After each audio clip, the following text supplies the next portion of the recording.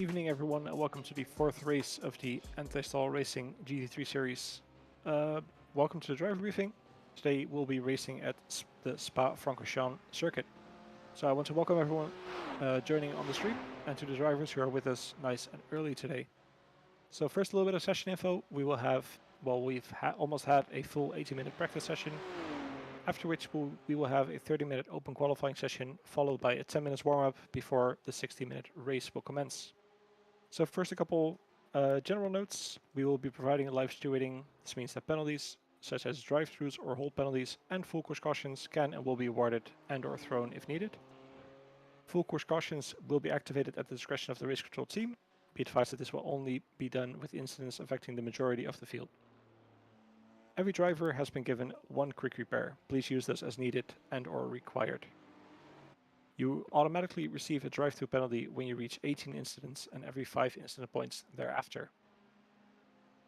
Having the race control radio enabled in iRacing is required, as we will use this for communication.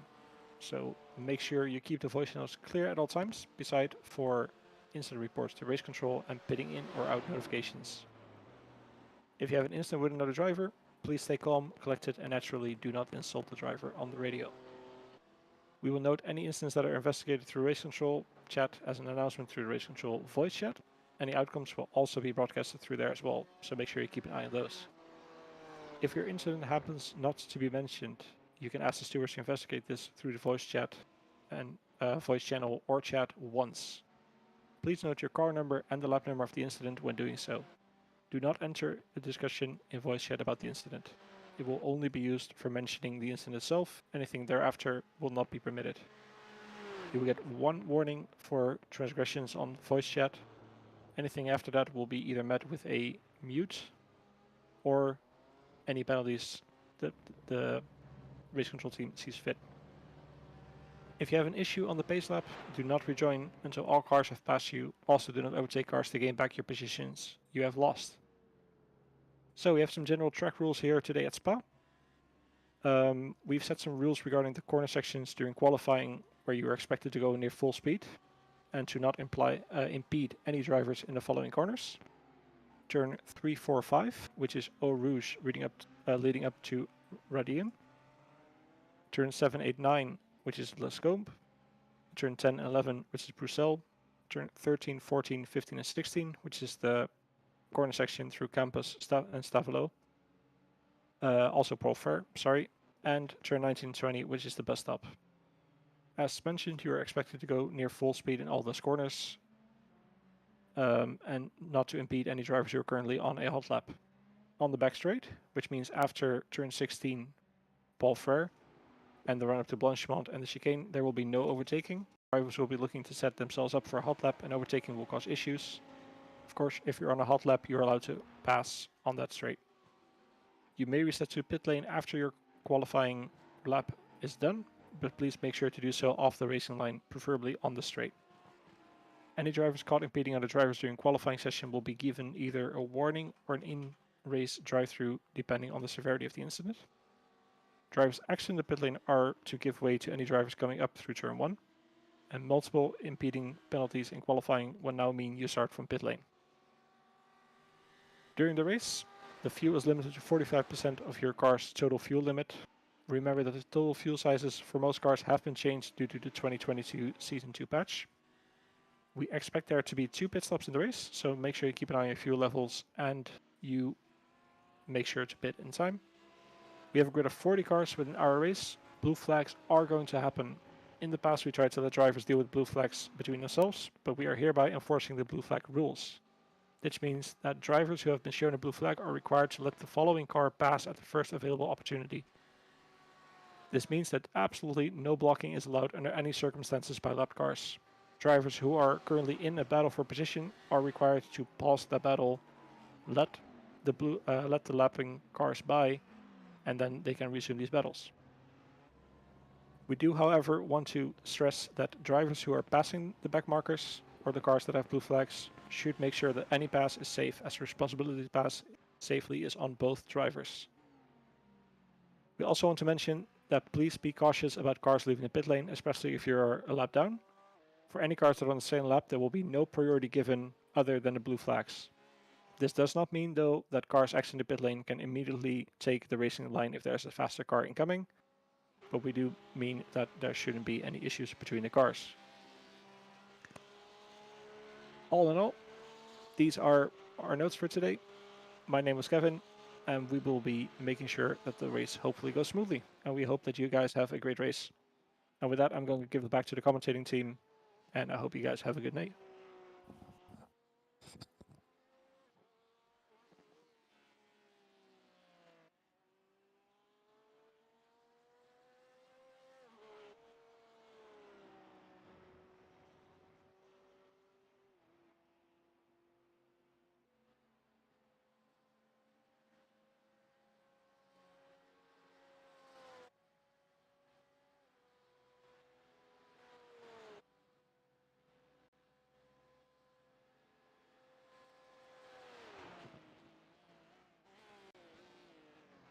Good evening and welcome to the Anti-Stall Racing GT3 League live from Spa.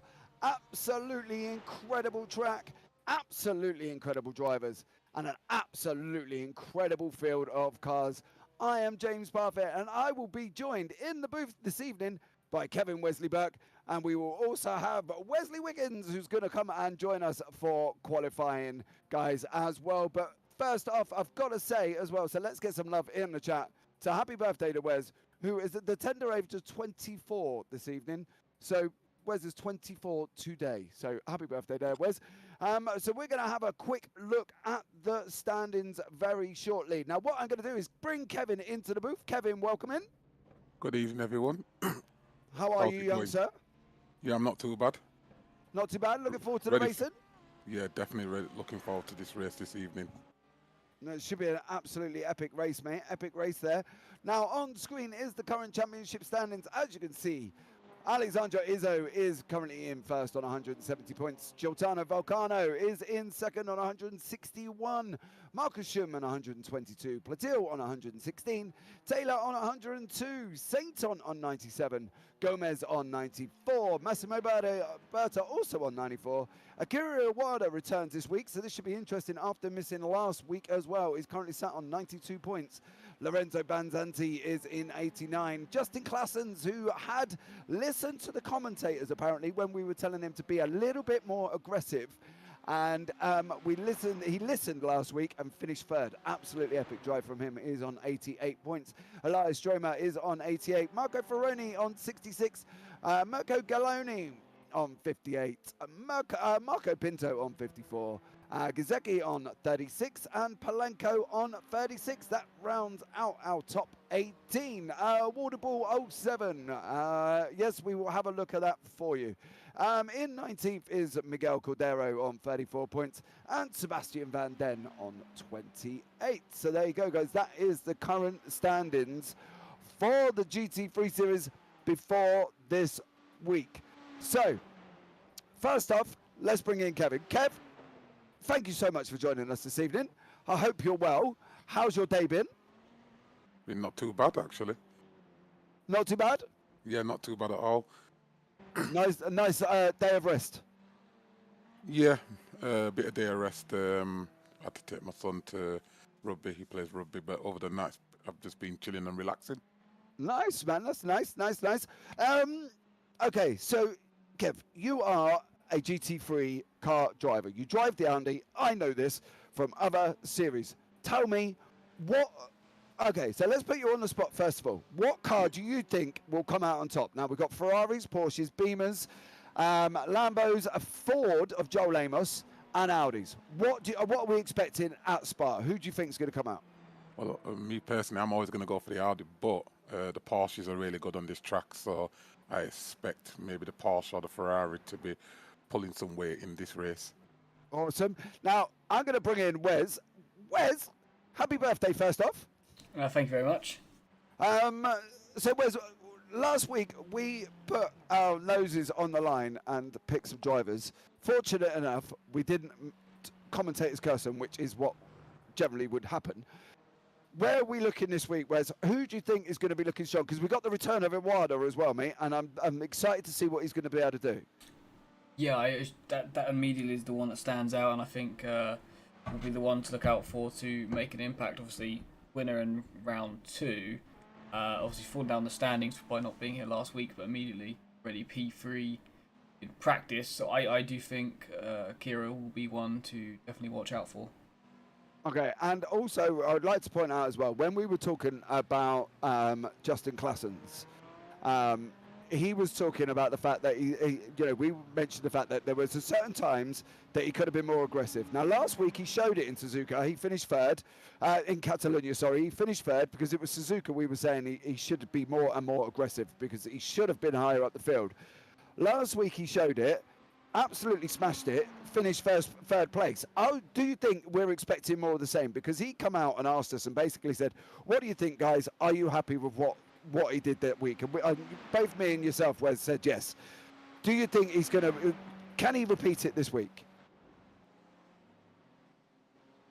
I believe so. Yeah, if we've told him now, he understands to be a bit more aggressive and he can make the passes. I do generally believe it was just he wasn't confident on the brakes into turn 1 at Suzuka, and here at Spa there's many places to overtake. So with that long back straight, it's quite a straight braking zone as well. So I think he should be fine on the brakes and able to make some good moves. He did in Suzuka, did make some passes, but not as many as he did in Spain with getting through the nice gaggle field of the cars he had to and getting on the podium. Yeah, I think that was the thing. In Suzuka, he got stuck in the battle, wasn't it? There was about 3 or 4 of them. I believe Elias Stromer was in there. Marcus Schoen was in there as well. And we were sitting in the booth and we were kind of willing Justin to make the move because he was visually quicker. And he come out last week and he showed it. He went for it. He was more aggressive and he finished in third, which was absolutely stunning from him. Now, Izzo come out on first. Now, looking through the timing screen, I can't see Izzo here this week. So do you think then, looking that we've got Volcano sat on top currently, Volcano's in with a shout of a win? Because I think it's going to be him and Iwata, but I think Volcano has got the bit between his teeth, and there's no doubt he could possibly win this tonight. Yeah, looking at practice as well, he's got a good time on the board. He's got a nice gap. This is his best opportunity to take a win. I do think that will be. This might be his time to actually get one on the board. Race 4 out of 12. I'm going to say 1, 2, 3, 4, 5, 6, 7, 8, 9, 10, 11, 12. So yeah, I do think this is probably the prime opportunity for him to get his first one on the board. Yeah, I think it would definitely be a good one. Now, Kev, obviously you drive GT3s, dude. You've driven Spa. Where are we expecting passes? Are we all expecting them as we are prioritising Kemmel Straight? Or do you think we'll see the moves coming through Blanchimont and through that kind of back section? Maybe the Blanchimont and the back section. It's a quick track as well, actually. Some tight corners, but yeah, them 2 places there, I reckon there'll be some overtaking going on. Yeah, I think Kemmel's going to provide us with the main sort of area and that, because obviously we have got that long straight. But then again, we are rushing in to Lacombe, and Lacombe is a tricky braking area. It's very tight if you try and take the inside because it puts you on the outside for the exit of Lacombe on that run round into Malmedy of 7. But the first couple of laps are going to be dodgy. We know that. Going to be on a bit of cold tyre work, and do you think though that as the race settles in, the drivers are going to be a bit more braver on the brakes going into Lacombe? Yeah, definitely. Once the tyres are warmed up and the race has settled down, definitely. And that's no different from how I am. Once the tyres are warmed up, and then I'm really pushing to the max, really and truly. So yeah, I assume straight that'll be the case.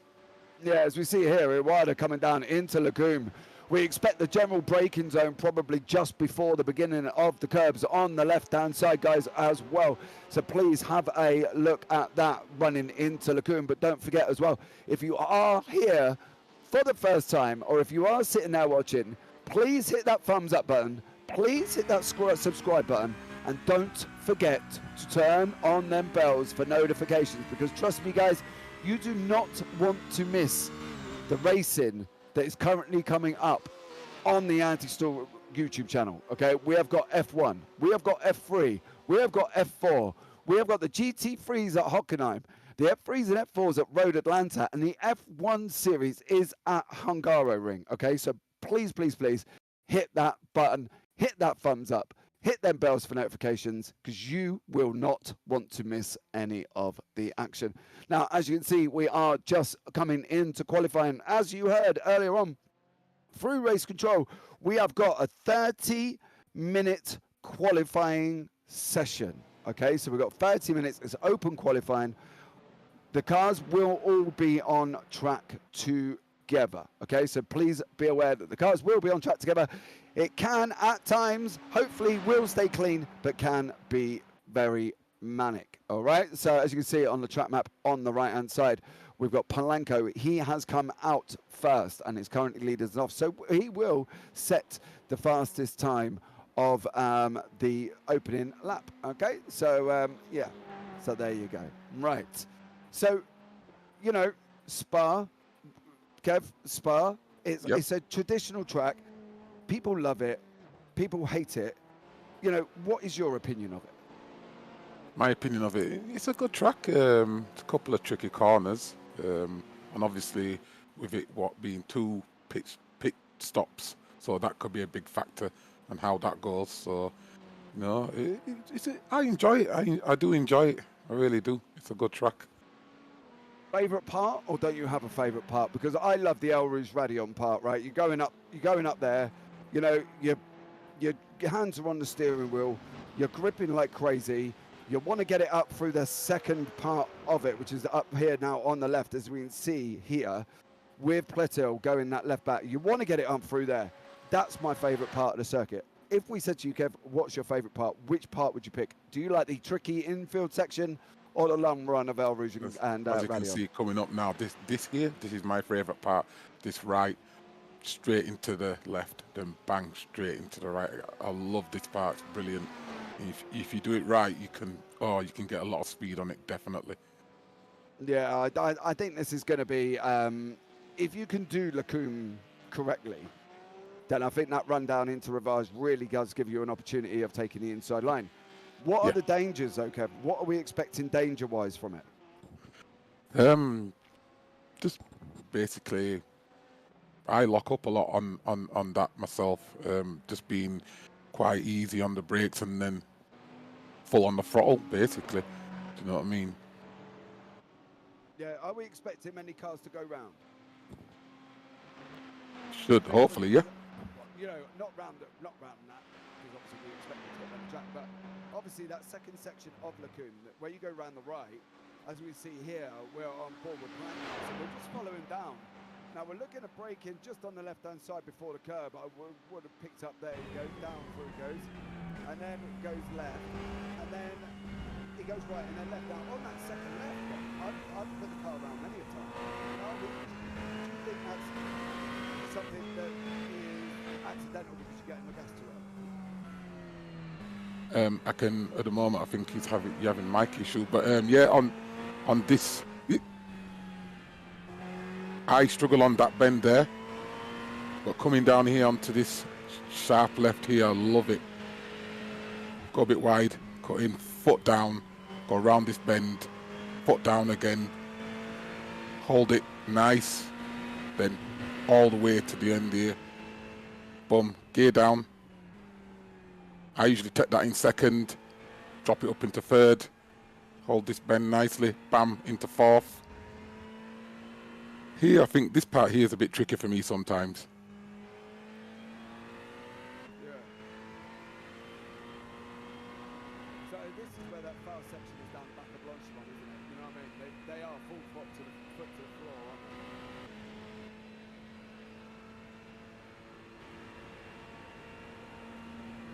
they? No. Yeah. So through Blanchimont, you know, it's full throttle, isn't it? All the way down to the chicane. Yeah. Are you slight lifting on the left-hand side? Yeah. On the left turn as you come around Blanchimont? Yeah. I take a little slight lift. Right. I've tried it with a little slight lift and I've tried it without a slight lift. and usually me and the wall has been friends. Right, okay. So you've joined the wall at Blanchimont now. We've all done that. I've done it before, going left, and then all of a sudden I just ran wide, and next thing you know, I am spinning around and into the wall on the right-hand side. But that, I think, is the dangers of Spa, though, isn't it? Yeah, definitely.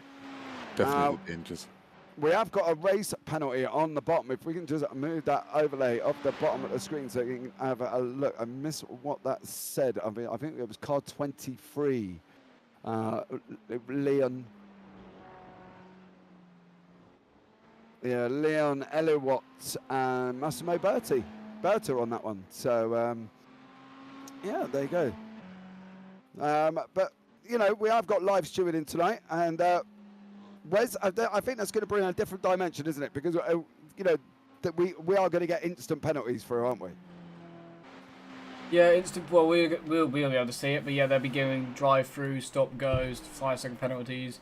It does really add another thing to the race where you got to be clean, because you could be penalised during the race as well as after it. So instead of just, you know, running your race during the race, your race could be completely affected by an incident you had, which is a good element to it. For some, it does enforce drivers to be more clean, knowing that you can be penalised for things like what has happened now during, I'm not sure what's exactly happened, but it's something to do with the qualifying conduct. So they're going against some rule somewhere. I'm not exactly entirely sure what rule, but I'm sure we will be told. It's a warning for car number 31. So Massimo Berta there has got a warning. So yeah. Now we were talking. That was in the driver briefing as well, though, Wes, wasn't it?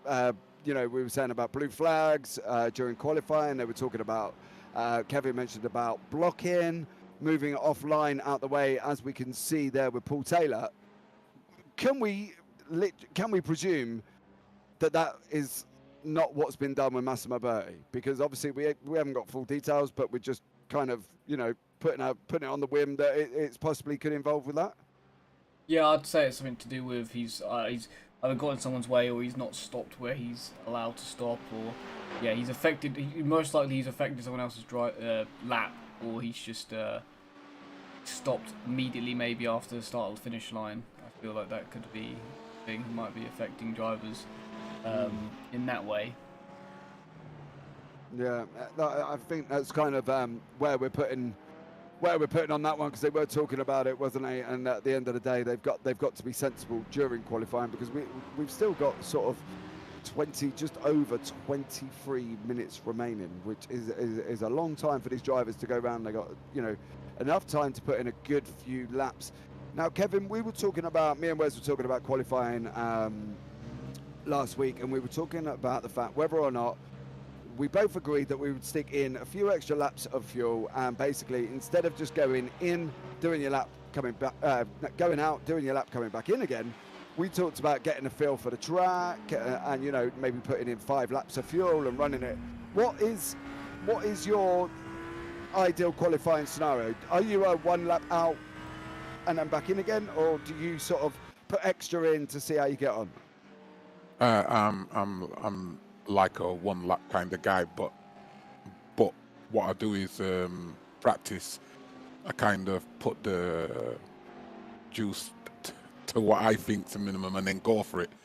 Do you know what I mean? And just tinker around to see what I feel's a bit more. So say it's a 1 lap, but it's slightly just a bit more. Do you know what I mean? And then I just go for it and hopefully hope for the best and get a good time. Sometimes I can get a good time. On this track, I usually get a decent time.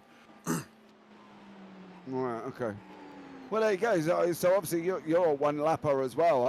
I just find that I don't get the time to really settle in to the track on the first time I'm going for it. Do you know what I mean? I find that I've got to put a bit more fuel in and have a 3 or 4 laps before I really sort of like get into it, I suppose, if you get what I mean, like. Yeah, I definitely get what you mean. I mean, it's preference, innit? I suppose for me, a 1 lapper is good enough for me, but some people need a little bit more. So on other tracks, I probably do prefer a little bit more. Yeah, I think there's definitely a few tracks that maybe I do look at and see, and I think, well, yeah, you know, I am gonna sort of put in a little bit more because I need a little bit more practice, or I haven't done as much as I'd like. You know, not that I do loads of racing, but you know, I do dabble every now and then, get out on track and put my foot in, and you know, give it a good old go. As so there you go. As we got Alexandra Izzo, currently no time on the board. So he's only just joined the session, I believe, because we were talking about him earlier on, saying that he wasn't here this evening. But as we said, I think we had that actually last week, Wes, as well, wasn't it? With was that with Izzo again? I can't remember who it was with. Somebody we were talking about hadn't turned up, and they turned up. I think, was it Izzo and Suzuka, or was it maybe it was Volcano and Suzuka? One of them wasn't around for the majority of the session. Yeah, I can't remember who it was. I will have to have a look back and think who it was. But saying that, Izzo goes in 12th place with a 2:17. So the current standings, guys, as you can see on the left-hand side, we've got Volcano in first, Iwata in second, Classens in first, in third, Schum in fourth, Paul Taylor in an excellent fifth there. Thomas Sainton in sixth, Sebastian Van Den in the seventh, Marco Ferroni in eighth, Jose Fonseca in ninth, and Massimo Berta on 10th. As we can see there, that is car number 488. That's Duncan Kopp just going round. He's come round at the end of Rivage and round No Name. Now, No Name is definitely a tricky corner, Kev, because you've come out of Rivage and you've gone right, and then all of a sudden you've got to kind of hit the brakes, slow it down again to get through No Name on that run down into Puon. Yeah, definitely. I was just wondering, why is it actually called No Name? Come to think of giving it an actual name. No, maybe not. I think that's just that's what the track maps that I've got, unless it's physically changed. But then again, they may do, because they are doing current reservations, I suppose, or current work on the Spa circuit. I think we've all seen the photos and looking at seeing how interesting it's going to come out and seeing what actually is going to really change and make the difference. So that's going to be an interesting one to see. Maybe they just run out of names, Kev. I think they probably just gave up after turn 8. Maybe we should just call it turn 9. But yeah, on that run after Rivage, down into No Name, which leads us down into Puon. So there you go. I hope everybody is well. I hope all the sound issues that have been popping up have been sorted out now. So thank you very much there for letting us know. But we have hopefully resolved the issues and you can all hear us fine. Okay, so hopefully there should be no more sound issues this evening. Now we have got a bout. We're just coming up over 18 minutes remaining. Current time is Volcano on a 2:15.52. Stellar job, Wes, that from Volcano again. He kind of seems to be Mr. Consistent over the last couple of races, but we're not going to count out Izzo. You know what I mean? I think that would be very naive of us to do that. Yeah, we've got a long way to go in this session yet for Izzo to still put a time in. He's always up there. I think he's got most of the time, I think, if not all of them so far. If it's not him, I believe it is Volcano. So it's always those two for the pole position and a fight for the win. But yeah, he's currently down in 12th. I reckon he will shave some of that time off pretty quickly. We've still got another more than 15 to go in this session. I think he'll climb up the order pretty quick and see how close he can get. Yeah, I think he was in the same boat last week though, wasn't he? He popped up very late in the table and put himself up the front. So, you know, as I say, our naivety to count him out, but at the moment he's down in 12th. So I suppose from our point of view, we're looking at it thinking, wow, you know, he is in 12th. 2 seconds off the lead time as well. So as we say, hopefully he should pop something in within the next 15 minutes. Yeah, I think he will do. He seems to be one of those people that he must have been practicing elsewhere or something, because he joins a little bit late to the session and then will come in and then do like 1 or 2 laps and then suddenly he'll be at the top and it's like, okay, what's he doing? But I assume he's just working out the fine tunings of his setup before he goes for pole, and even then when he gets pole, he's a very consistent driver. Rarely you see him having a mistake. Obviously he did have the incident in Suzuka with the car coming out the pit lane, so even that, again, you could argue wasn't really his fault. Yeah, it's not the first time though, is it? You know what I mean? But that, as we discussed, that pit lane out Suzuka is quite a interesting one. But you know, this one as well can be tricky to exit out of, because you kind of do enter into that main run down the hill, so into El Rouge. So again, they've got to be careful, haven't they? Yeah, we've had very clean starts in the series so far this season, which is good to note. As well as when we did it in the winter series, if I remember going around Monza, no one crashed on the whole of that one there, and it was quite tight. It was quite really good to see. So yeah, I think everyone will be very sensible, hopefully, through a Rouge for the first lap, and it's an hour's worth of race. Hopefully, everyone uses their head. Yeah, hopefully they do. As you can see, guys, we have got a poll currently in YouTube chat saying, will Giancarlo Vulcano keep his pole position, or will Alessandro Izzo tip him for pole, or will Iwata just come out of the middle of nowhere and just pop it on pole for us? So what do you think? Will Vulcano keep his pole position currently on a 2:15.52? Now, Kev, he is kind of 3 tenths quicker than Marcus Schoem in second. It's a lot to make up, but we have discussed time before here where we've said, like, temps, as we're just seeing there, Andre Fernandez just go round. He's coming round at the bottom of Paul Ferrer, so that's an interesting place to spin. But time-wise, 3 temps, Kev, is not a massive amount, is it? No, in conjunction? No, definitely not. No, if he can keep it clean, he can definitely catch up that 3 temps, definitely. It's not a big gap at all. Yeah, as we see there, that was the exit out of the pit lane there. So that's where they're going to be heading out of the pits, guys. So we need to keep an eye out on that. 3 temps is literally a dab of the brake pedal, and not getting on the throttle early enough, Kev. And I think these guys are, we're not talking any slouches. They are sort of, some of them above 4K, above 3K, we've got above 6K. So, we're expecting that 3 temps to come down, aren't we? It's not hard to overturn it, but it can be quite tricky.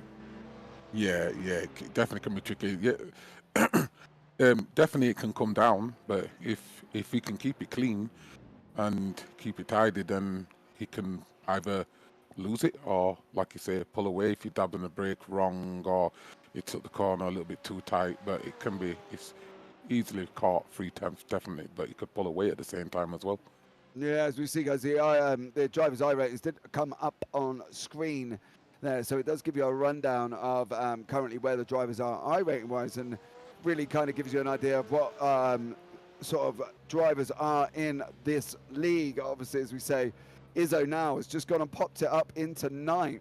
He's got about 12 minutes, and we're talking lap times of 2:15 here, guys. So he hasn't got a whole group of time on an out lap of 2 takes him down. He's got to be getting in and back out to really kind of make that difference. So he's going to have to really motor on, I think, as it's not a short track, Wes, is it? So that jumping in and out, they've kind of got to get on with it a little bit. Is he going to go back? Is he going to get out in time? Is my question there. Like, he's still in the pits.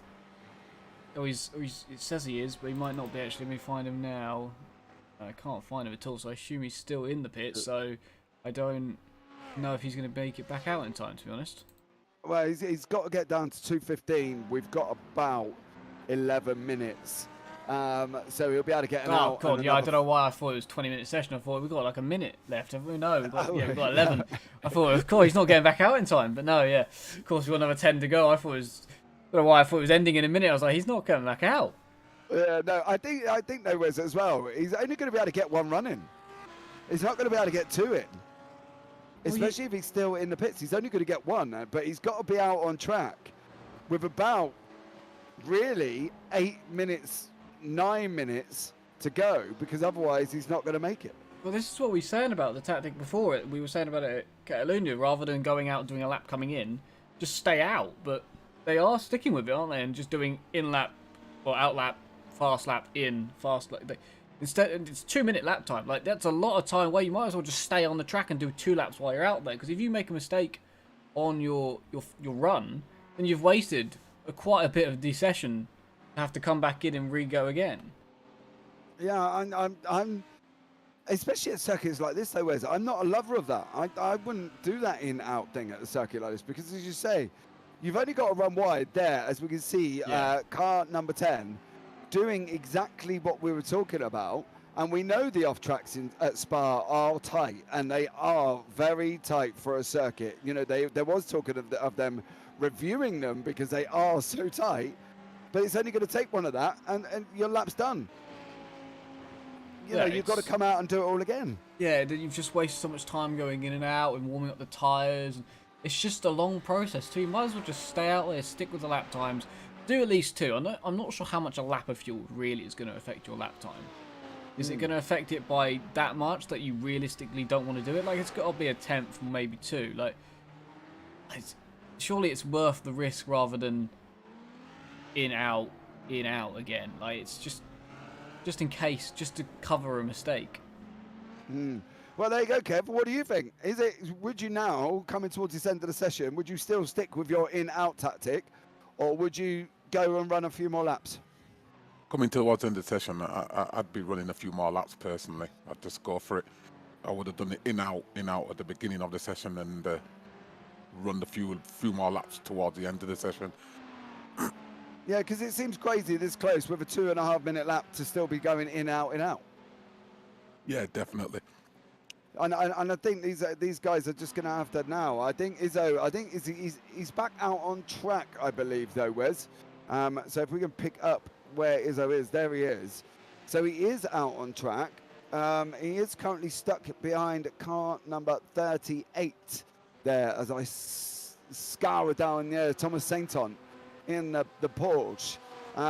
He's let him go. So we do have a car 34 in front of us after that, as you can see on the track map. Yeah, Paul Taylor. So I think he's going to look at trying to clear him as well. But it's going to be tight for Izzo. If we're sitting that this could be his out lap, Wes, we're hoping that he's running at least a couple of laps. Well, he's just slowed down a bit there to get him a little bit extra space. There's a few. Paul Taylor just did a lap, so I wonder if he's going again or going in. Paul Taylor, I think, is going for another one, so he's hoping he shouldn't catch him. Paul Taylor's up there on the pace as well, so he should be clear for traffic as no one's come out of the pit, so he should be good for this lap. But yeah, whether he stays out and does 2 laps here or just does 1 and continues the in-out tactic, I wonder. But he needs to find some pace because he's P9 at the moment. Yeah, and he's still over 1.2 seconds off the pace, Wes. He's not even tenths, he's 1.2 seconds. That's a lot of time to try and find. Yeah, a lot of time to find. It's a long circuit too, but yeah, he normally you wouldn't. I don't think we would have seen him off pace this far. I guess he must not have nailed a lap so far because this isn't usual for him to be. I was going to say low down, but P9 is still quite high up. But yeah, especially when you're used to a driver being in the top 3 all the time, P9 is a strange place to see him.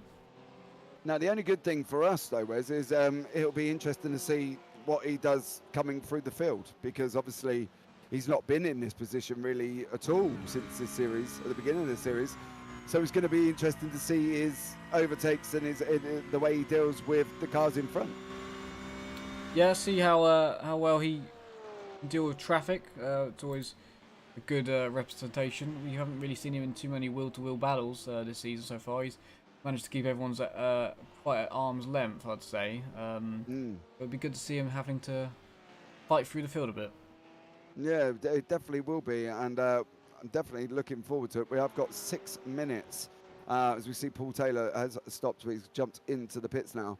So we've got 6 minutes. We've got Izzo coming through Blanchimont. He's going to get possibly 2 laps. Now, from a driver's perspective, Kev, is he going to be now looking at feeling the pressure? He's got 6 minutes remaining. He's 1.2 seconds off where he normally is, and we normally expect him up on front row. What kind of pressure is he under now? Because he's going to be put back in the pack where he's never found himself. Depends on what kind of driver he is. I know I'd be under pressure.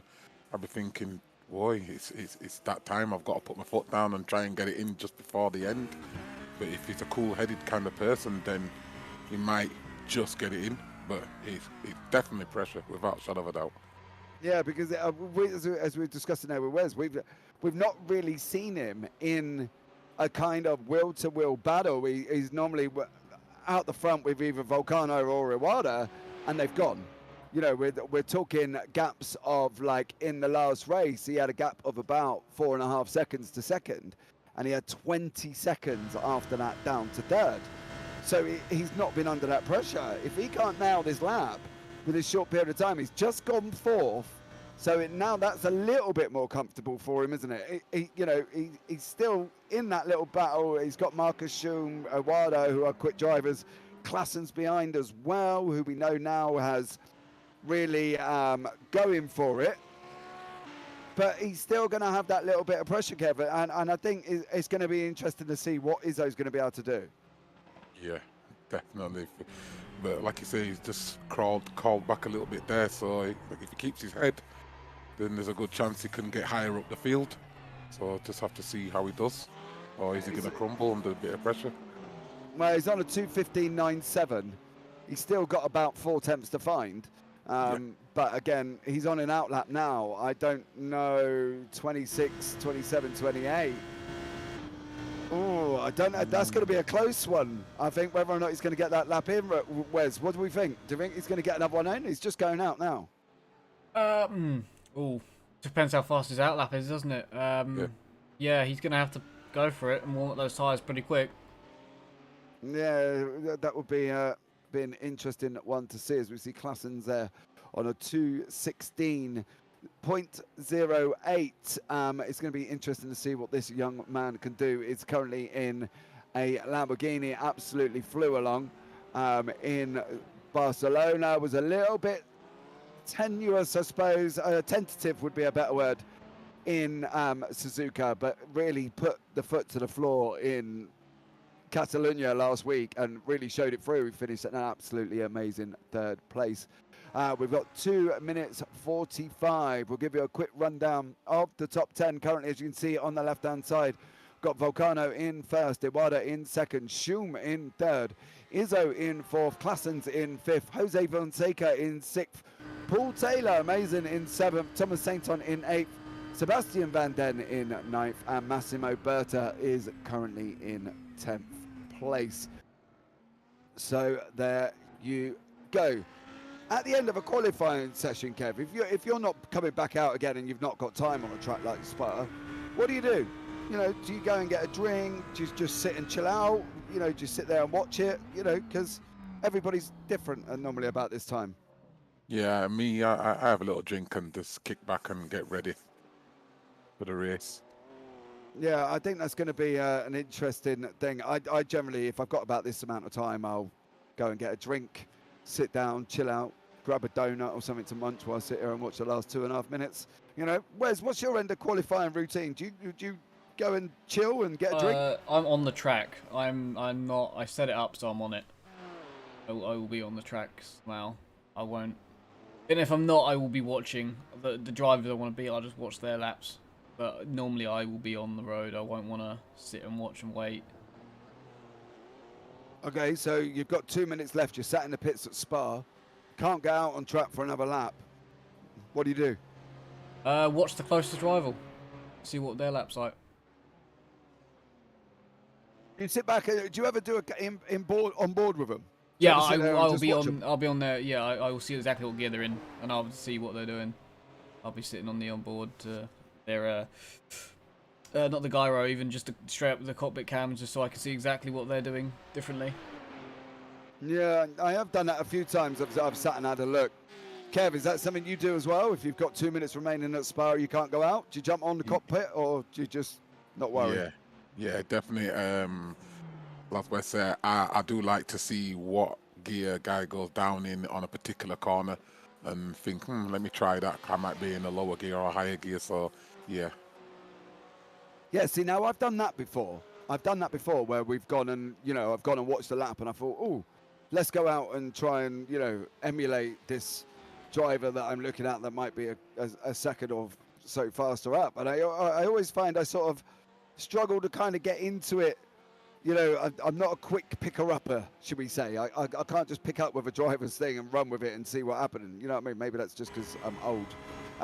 But I don't know. Does it take you a couple of laps to get into it, guys? You know, let's start with Kev. Kev, does it take you a couple of laps if you are trying to emulate somebody's driving style? No, actually, I'm not emulating the driving style. What I'm doing is I'm looking, gearing. and yeah, the gearing wise, I'll come up to it, and I've got my braking bang on. So all I'll do is I'll just gear down to what I watched, and to see how that feels going round the bend. If it feels nice, and I'll go okay, then I'll carry on with it again. But then I'll push it a little bit more harder next time. Wes, what do you think? I just go out and do exactly what they did or watch them do and see how it feels to me. If it feels right, then I'll stick with it, and I'll watch the lap time. If the lap time's quicker, then I've got to stick with it, even if it felt wrong to me. If it's faster, I'll go with it. If it's not, and I didn't like it, then no. Then in my head, they're doing it wrong, not me. So it's a case of just judging my lap compared to theirs, do what they do, and if the time's quicker, then stick with it. If not, I'll stick with what makes me feel more comfortable. Yeah. I think that's the important thing, isn't it? With any form of race, on any form of driving, it's really just being what you're comfortable with. So we have seen coming to the end of qualifying, we've still got Thomas Sainton out on strap. Elias Stromer is down in 16th place. I'm sorry to disappoint you, Dotomo there, who's just in YouTube chat. Evening, thank you very much for joining us. Let's go, Elias. Elias Stromer is down in 16th place. So there you go. I'm sorry to bring you the news. Is currently, we've got Joe Amos is down in 27th in the only Ford though. Wes, we have got a Ford this week. We did talk about that last time. We had a Ford with Austin William Campbell, who unfortunately had to finish a little bit earlier than the race did. But Joe Amos is back with us this week in the Ford. It's a difficult one, as we mentioned, isn't it? It's a Marmite car. Either love it, hate it, or you just got to put the work in and see if you can get to grips with it. Yeah, it's got a fan base behind it. If you love it, you stick with it. If not, you never touch it. Yeah, I haven't been, I would say fortunate enough to drive it, to be honest. Kev, have you ever driven the Ford? No, I've not even got it. No, I've never driven it at all. I would like to try it though. It looks a little bit of an interesting drive, I'm not going to lie. It does look a little bit of a interesting handful. I think handful would be more the appropriate word. You know what I mean? Yeah, definitely. Yeah, it does. It does definitely look like that. So we are just waiting for the grid to come up, guys, and we will bring you the grid positions. Now we do have a 28-car grid. I will read them at a bit of a pace.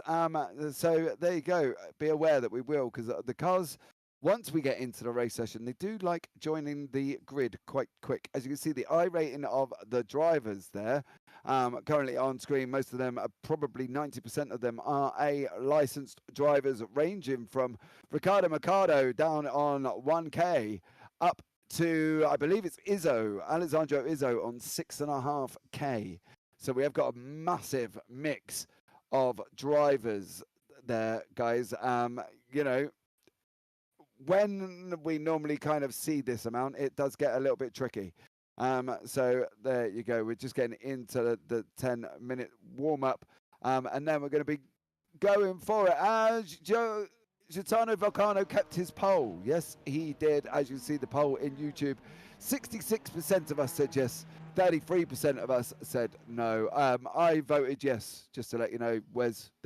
I thought he was going to keep it. I don't know. Did you ever vote, Wes? Oh, I voted no. I went opposite to you. Yeah, I went no. I didn't think he was gonna. To be honest with you, I was part of the 33% that were wrong, and that's why. That's why voting exists, to prove people like me wrong.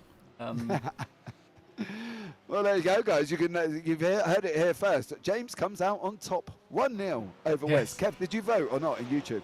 No, I actually didn't vote. I didn't vote. Well, there you go. When I seen that time on there, I wasn't expecting anybody to pip him. Yeah, see, there you go. So so far, Wes, I'm winning 1-0. Did my driver beat you last week? Did you beat your driver? in the race that we voted for? I picked Massimo Berta, I believe. Who did you pick last week? I picked. Was it? I believe it was Marcus Schum. If I'm not wrong. By 2 places. Did I? So it's 1-1. I'll take 1-1. that. Yeah, you're currently winning. We're currently winning. We're currently tying 1-1. Marcus Schum got 7th. Massimo Berta got 9th. So there you go. So let's put our necks out there, guys. You know, we're here as a team, as a collective. No sitting on the fence, as we can see the qualifying results on the screen. So let's do that first. So we've got Gaetano Vulcano kept his pole on a 2:15.1. Iwata in 2nd, Marcus Schum in 3rd, Alessandro Izzo in 4th, Justin Claessens in 5th, Jose Fonseca is in 6th, Paul Taylor there in 7th place, Thomas Sainton in 8th, Sebastian Van Den in 9th, Marco Ferroni in 10th, Michael Pletil in 11th, Massimo Berta in 12th, Leon Elowat in 13th, Andre Fernandez in 14th, Miguel Cordero in 15th, Elias Stroma, I'm sorry there, is down in 16th place, Marco Pinto in 17th, Ivan Amaro in 18th, Manuel Palanco is in 19th, Goetz Kiseki is in 20th, Jorge Gomez in 21st, Mirko Galoni in 22nd, Eduardo Fava in 23rd, Alessandro Di Stefano in 24th, Hugo Pereira is in 25th, was involved in a rather dubious collision last week in Catalonia. So that's one to look out for. Hopefully we won't have any incidents from him this week. Ricardo Mercado in 26th, Joe Lemos in 27th, and Duncan Kopp in 28th place there. Right, team, collective, anti-stall racing, commentary team. Wes, let's start with you. Who have you got for the win? Oh, for the win. Why not Akira? Akira? Yeah, why not? P2. Go there. Yeah. Why not? Okay. Kev, what do you think? At the driver list, obviously it's your first time here this week. So what do you think? Who are you going with? I'm going to go with Paul Taylor. Paul Taylor, down in 6th place. Yeah, down in 6th place. I'm going to go with Paul Taylor. Okay, well, that's going to be a brave one. Now,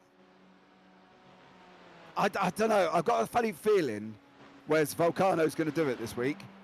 So I'm going to put my neck out and go with Vulcano. And that's purely because I think he's going to have the bit between his teeth. He's kept Iwata behind him. He's kept Izzo behind him. Izzo's down in 4th. I'm going to go with Vulcano. So there you go. All you guys in YouTube chat. That is it from us. We have got Vulcano for myself. We have got Akira Iwata for Wesley. And then we have got Paul Taylor for Kevin. Gaetano is winning by miles if he doesn't crash, said Justin Claessens. Well, Justin, thank you very much for joining us. But you are in the race, young sir. You kind of should be concentrating on that. But then again, we are in warm-up. We're lucky. See, the thing is with that, Justin, nobody picked you, which now keeps you well away from the commentator's curse, my dear sir.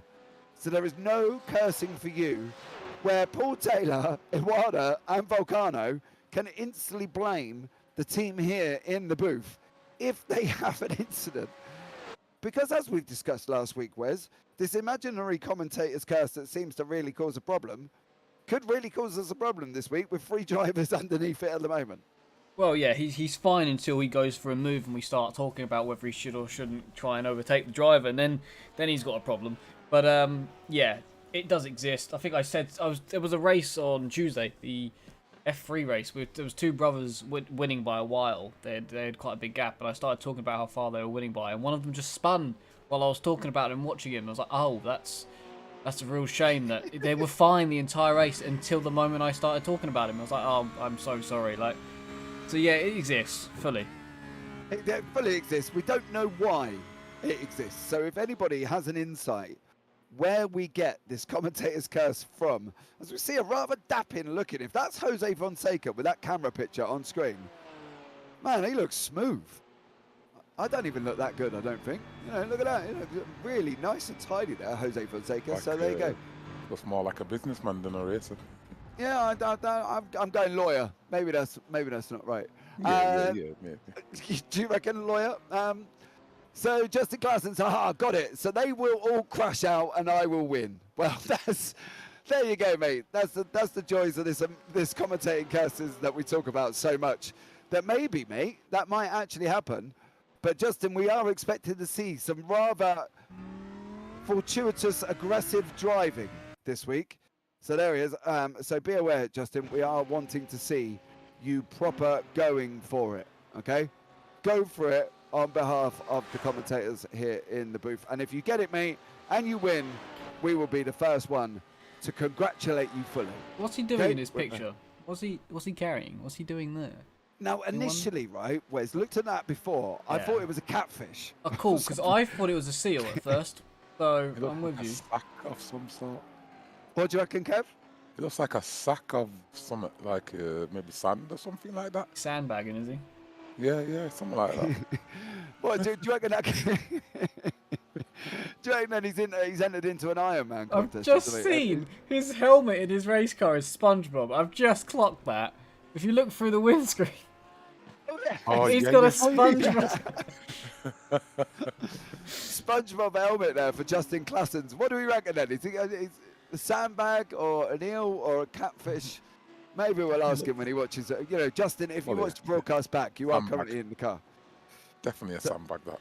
You reckon? So, Justin, when you watch it back and you hear us talking about this, please put in the comments section of the YouTube channel what it is you are carrying. Because, as I say, sandbag, catfish, something, we're not sure. Well, he's definitely doing a race or something there, isn't he? He looks dirty, like he's done some sort of obstacle course. So it would be weird if he was carrying like a seal or something. Just part of the race.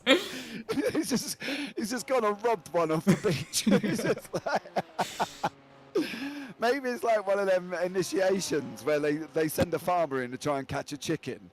There was Justin Claessens on the beach trying to be initiated into his, I don't know, university fraternity. And they were like, right, you got to run along the beach and catch a seal. See how you get on. Yeah, no, that's the uni I want to go to. That's yeah. Oh dear. Well, guys, when we've got about 2 minutes left of a warm-up, what do the commentators do? We talk about the drivers and just waffle on. There you go.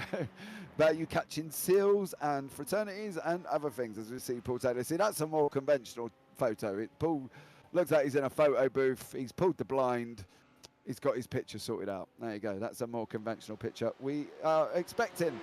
And there's the lawyer photo from Jose Fonseca again. Right, we've got... I'm going with a lawyer. Definitely a lawyer. Definitely. So, Jose, if you do watch the broadcast back, please tell us what it is that you are doing, because we do think it's a lawyer's photograph. We see Izzo, he's still in 4th place. He's 2 seconds back. So I'm hoping he's in a form of race trim there, Wes. He's currently on a 2:18.36. You know, I don't normally, to be honest, guys, I don't normally go out in the warm-up session. Normally sitting back, chilling out. Obviously, as we know in iRacing officials, it's like 3 minutes anyway. So by the time, unless you're doing Nords, which is like 7, but by the time you get out, you're back in again anyway, because normally sometimes there's some guy who stacked it in the barrier and has ruined your outlap anyway. You know, this time I suppose I'm sitting back, chilling out, getting ready for the race ahead. We have just come to the end of that. Miguel Cadero there, that was a very interesting photo. That looks like a caricature. There we go, and Marcus Schum with a Farmatech Sim logo. So I think now we've got Wes flicking through the drivers to see what photos they've got. I think that's what he's secretly doing. Yeah, I've just got intrigued to see exactly what everybody's got. Yes, that is just Wes flicking through there. So there you go.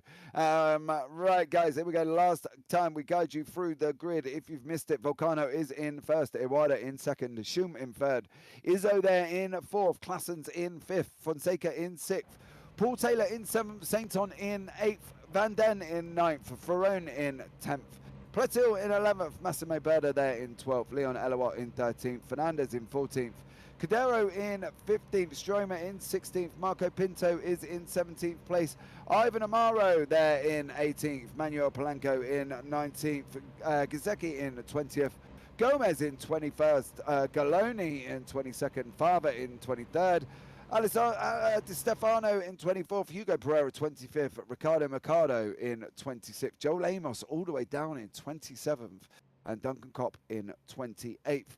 Now, guys, we are going to have about a quarter of a warm-up. We're just starting at the back of Blanchimont. I believe Joel Amos has completely missed the start. Is he out there on track? I'm still showing that he's in the pits, but I generally wouldn't expect him in the pits. I thought he would be out. So we are on a parade lap, guys. We're starting at the backside of Blanchimont. Kev, really quickly before the race starts, what's going through your mind now? What's going through your mind as a driver right now?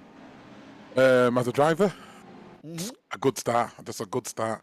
Trying to be close to the front runners, and then as soon as you just get that foot down and hopefully gain 2 or 3 places. Right, here we go. Now, I think Volcano just blinked then, so that's going to be a very interesting session if that's what's going to happen.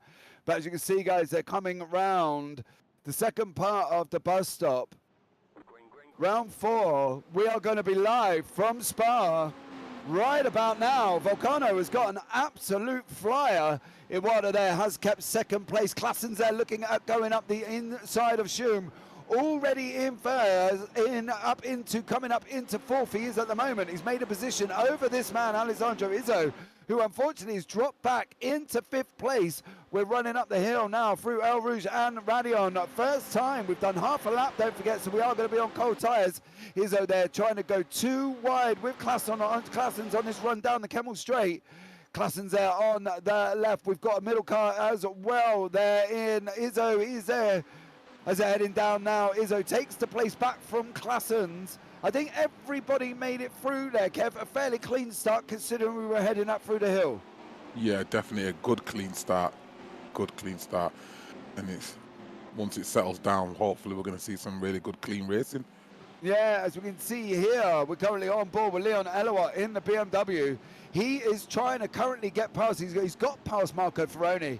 The next one in front of him is Sebastian Van Den. He is in the Lightning McQueen Porsche. I love that skin, and I would love to see it on a Ford. There's action further back. They're going 3 wide, further back down from there. If we go down to Pinto in the Audi, he's trying to get it 3 wide as they're heading round now. Mirko Galoni is also in there as well. There's a big runner off on the wide there. I believe that was Andre Fernandez.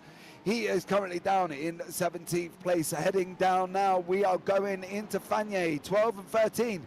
Action up front, they're 2 wide up front as well between the drivers. As you see Marcus Schum there, he is currently under battle. He is in, where is Marcus Schum currently at the moment? Marcus Schum is in 3rd, but there you go. There is Marcus Schum on this run down Blanchimont. Can he keep Izzo at bay as they're heading down into the bus stop now? This is where we were talking about with Kevin earlier on, where he just gets a slight little lift, and that could be why, because Schum has just lost that position there, Kev. Partly because he had a bit of a slide on. Oh, we've just seen Izzo going deep as well. Klassen's is going to look at trying to take them both. Heading down now, start, finish straight. You've got Izzo in the middle. Klassen's in the black Lambo. He's on the left-hand side, and in front of that is Schum in the Ferrari. Heading down now into La Source. Klassen's on the inside of Izzo. Sainton is sitting at the back, looking like he's just waiting for something to happen.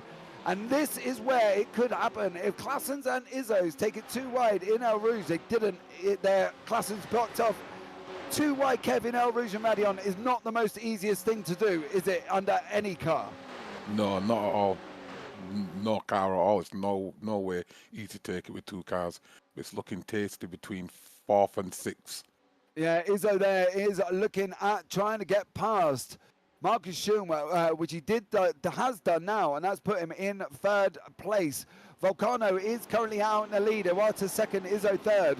Schum in 4th, Klassen's in 5th, Sainton 6th, Fonseca in 7th. Michael Pleto in 8th, Sebastian Van Den in 9th, and Paul Taylor there, Kev. Your pick's down in 10th place. He's going to have a lot to do, but we do have 2 pit stops, so. Yeah, he'll pull it back. I've got him. He'll definitely pull it back. I've seen him his way down there, but it's looking very tasty up at the front door. Yeah, I think this is where it's going to be now. We've got Sainton and Schum. He's coming, having a battle for 5th and 6th. Oh, yeah, they're having this run down. They're coming down 12 and 13. Into Fagnier we go. The right-hander first, and then you've got to kind of get the power on, lift it off again, and let the cards go round. Dab the brakes to try and trail brake round it, and away you go off again. Schum is under a bit of pressure there, Kev, and Sainton's no slouch, so he's really going to have to either look at pulling up to the back of Claessens before he kind of gets really majorly under attack from Sainton. Yeah, definitely. Schum is definitely under pressure by Thomas. If he just keeps it clean, though, he should be okay. Would you look at defending? Would you look at coming into this bus stop now and swinging that Ferrari on the inside? I would be defending, definitely. I'd be defending here. Boom. Take this corner. But he's pulled a little. Let's see where he is on the next, after the straight. Yeah, this is the problem for Schum now. He's got Sainton coming up behind him, and he is attacking him. As you can see the time, Schum was a 2:18. Sainton was on a 2:17.8. So he is quicker there, Kev, as well. So this is going to be the run, I think, down El Rouge and Radion. If Sainton's going to be looking at making this move over Marcus Schum for 5th place, he's got to be looking at doing it shortly, because visually, as we were talking about Justin Claessens in Suzuka, he is generally quicker there, Kev. Yeah, he looks like he's catching him now as well, so we're going to see what happens here. Yeah, as they head down into Lacombe. Sainton is not closing as much as I thought. Is the draft then not as strong as certain tracks as this one? Because obviously we know the draft you can pick up at about 0.8 of a second. So, you know, saying that though, Sainton, Sainton's just got an absolute blinder as they're heading down into Rivage. Sainton on the left, Schum on the right hand side. He's got the job done there, Kev. I think the door was left open. He had to go for it, didn't he? Yeah, he definitely went for it. It's a good move as well, very good move. But that was the benefit of coming out that second part of Lacombe that really set him up for that move into Rivage. Yeah, he took it really well, Lacombe. Yeah, he took that second part. Yeah, he took it really well. Yeah, he took that second part. Absolutely amazing. I would like to, though, if we can, with just jump forward to Claessens and Izzo. They are having an absolute epic battle. There is Claessens sat up behind Izzo, and Izzo isn't really making gains on Iwata. Now, we would expect him to make gains on Iwata in front, you know, and the gain isn't really there, partly because he's had to drive defensively. And I think, Kev, this is what we touched on. Izzo's not been in this position. He's normally out front flying, but he's got all the work to do to hang on to third now, and that's kind of jeopardising him from catching up with Iwata in second. Yeah, Iwata in second. In 4th place. He's all over him just then. Yeah, Claessens is literally flying, and I think as long as Claessens can keep up to they're up behind him, as we can see Pletil there in his battle. He has got Fonseca. He's just coming round to try and take Fonseca around Lesos. They go on this run now. This is where we're talking about too wide. They're not. Fonseca just backs off a little bit, and that allows him to get this run onto Platil, going up El Rouge and Radion. These cars now, Fonseca in the BMW, Platil in the Porsche. Big bump over the curb. Let's see how this materializes further down, and then we'll jump back to Fonseca and Platil. Claessen's trying to make that move, going down into Lacombe. Here he goes. He's backed off. He's managed to keep it. Here's the other one. Platel got the job. He held the position from Fonseca. So maybe the toe is not working, Kev, as well as we thought it was. It doesn't seem to be working as good today on this track. So, yeah, maybe it's not. What are we putting that down to? You know, don't get me wrong. We've got 53 minutes here, Kev. What are we putting that down to? What do we think? Why is the draft not playing as big a part here today as we have seen? Is it the car, or is it the setup of the drivers? Are they all running skinny wings? It could be the car. Could be the car, but then again, it could be the setup. Depends. What would you run if I said to you, right, Kev, high downforce, low or medium? What are you running here? I'll be running high downforce. I mean, that's just my preference, though. Yeah, I think that's the thing. The problem is there's such long straights at Spa But then again, I suppose, as you say, looking at it now, if they're all running medium setups, I think at the end of the day, that's why they're not making that big a difference over each other down Kemmel, which is what we've seen previously with previous cars. You know, you see it in an F1 and they're gone and round and done. Any open wheelers, really. So maybe it is the skinny wings that really making a difference on this track, or the setups themselves, as we see Klassen still pushing Izzo.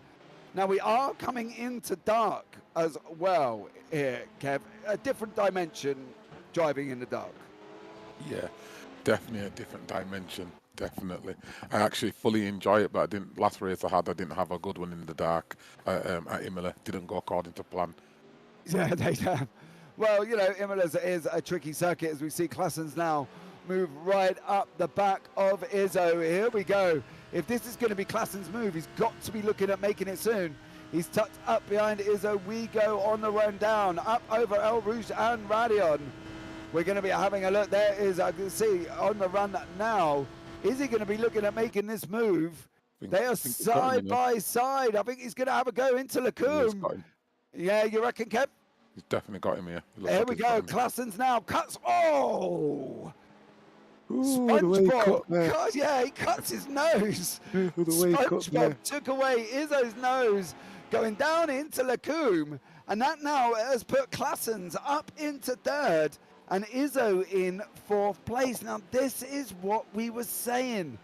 We're not used to this. What is Izzo going to produce from that Porsche with 50 minutes remaining? He's not been in this situation, not been stuck behind traffic. He's not had to fight his way through, and he's now got to try and make that move, because if he doesn't, with about 50 minutes and drivers like Awada and Volcano, as we see there, just popping up on race control, incident involving multiple cars, drive through for car 25, ignoring yellow flags. So that's Manuel Polanco. Did we miss that incident?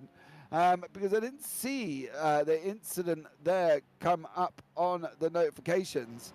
So maybe we missed that one as well. I did, however, just see the notification that Klassen's and Izzo are both gone off track, but I presume they're still running quite fortunately there. Maybe we can have a look and see what we can see involving that yellow flag. I didn't see anything.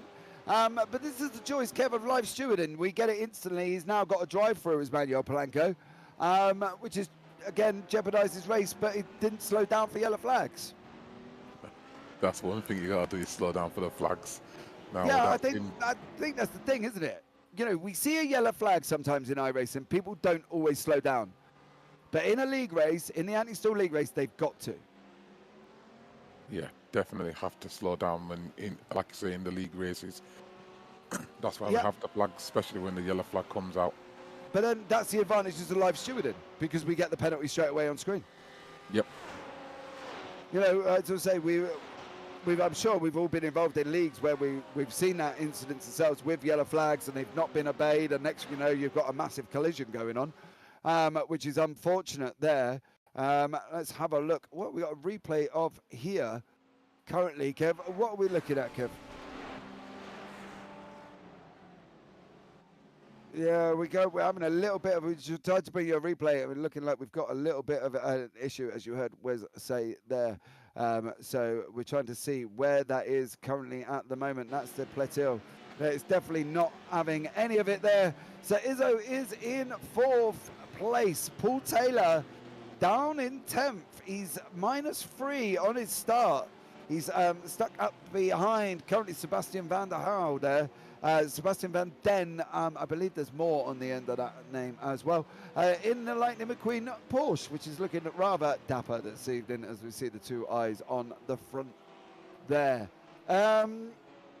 Pit window, Kev, you've got about 45% fuel. Pit window we've looked at is about 20 to 25 minutes into the race. Second pit stop later on is about 10 minutes to go. You know, are you then, if you're running 2 pit stops, would you be looking at fuel saving on the first stint and trying to go long, or going hell to leather, as we see? Actually, if we drop back to Paul Taylor and Leon Elowat, behind them. There you go. They are coming down side by side, down through Blanchimont. This is going to be a bit of a take if they can make it round. There's space there. Oh, Elowott slots back in. There was, looked like there was slight contact there as Taylor comes back on to the track. He lets Elowott go. And that's Elowott up into 10th place. Kev, Paul Taylor not looking comfortable at the moment. No, my guy's definitely not looking comfortable at the moment. I was watching the times and I could see that Leon was all over him. So it looked like Leon's done the job to get past him. Yeah, he's dropped back 2 seconds off the pace of the cars in front. He's done a 2:22.5 in that last lap, where the drivers in front are doing 18s, 17s and 16s. So we don't know what kind of issue, if Paul Taylor has got any. But here we go, Marcus Schum up behind Thomas Sainton, heading down Kemmel now, coming into Lacombe. There you go, there's that null and void effectiveness of the draft. It's not happening here at Spa, which is where we expect it. There was just no... Schum just couldn't seem to get the speed up, Kevin. He just couldn't seem to get close enough, could he? No, for some reason it didn't look like he got the speed up to it at all. Yeah, but he was just right up behind him. You know, that's what I'm struggling to get is on this circuit at this current time. The draft seems to be null and void. It doesn't seem to be there. Yeah, it looks like there's no draft whatsoever. Yeah, it's really bizarre because that's normally not the case at this circuit. We've got a couple of pockets of battles. You can see it on the left-hand side of your timing tower, guys. We've got Izzo and Claessens, Platil and Fonseca, which is what we've got in front of us now. We've got Stromer there, Berta and Ferrone. They're locked in their own little battles. Fava and Amaro are also locked in as well. Now, let me give you a rough estimate of what the colours mean. Yellow is they're slightly close. They've got half a second. When they get below half a second, as you see there on Ivan Amaro, he's just gone down to 4 tenths. Okay, so when he gets orange, that means they're really close. And that means we can have a look and see how they're getting on. As we see a replay here, this is Andre Van Fernandez heading round Blanchimont, left-hander, runs wide. Oh, that's a one-way ticket into the wall. Lock your brakes. Oh, who's that in the BMW? Oh, that was absolutely stunning. Was that, it looked like maybe Ricardo Mercado there in the BMW. Managed to avoid that. But that's what the fear we were talking about, Kev, wasn't it? That corner, that second part, that can happen if you don't lift. Yeah, definitely if you don't lift. Definitely. The guy in the BMW though did a good job to get round him though. That could have been a race ending for both people. As we see Eduardo Fava come into the pits, 16 minutes. It's a little bit of an early one. I'm not going to lie, because this is where we had this with Thomas Sainton last week. I think if Wes, you're still in chat, Sainton pitted early, didn't he? And kind of jeopardized his race from pulling in that early. Yeah, in the second round of pit stops, didn't he? He pitted 2 to 3 laps earlier than everybody else, and we were like, okay, why has he done this? And it just didn't pay off at all. There was no undercut at all. Like, it just didn't work out for him. He just had more fuel on board. Like, you don't change tyres, so there's no advantage there. So, yeah, it doesn't seem to be work by trying to undercut anyone, because you end up putting more fuel in, and then you're in the pit stop for longer as well. Yeah, I think that's what we couldn't grasp last week with that Sainton stop. But with the draft not working here as well, there doesn't seem to be much advantage of not doing what we saw in Suzuka at that time, where they all kind of, well, everyone went in together. Yeah, followed the leader.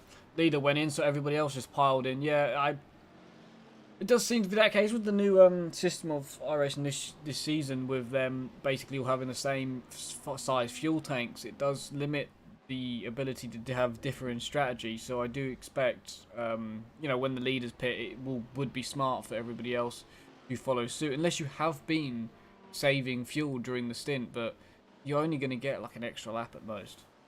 Yeah, I think that's the thing. And I'd like to point out as well, we were discussing Joel Amos in the Ford.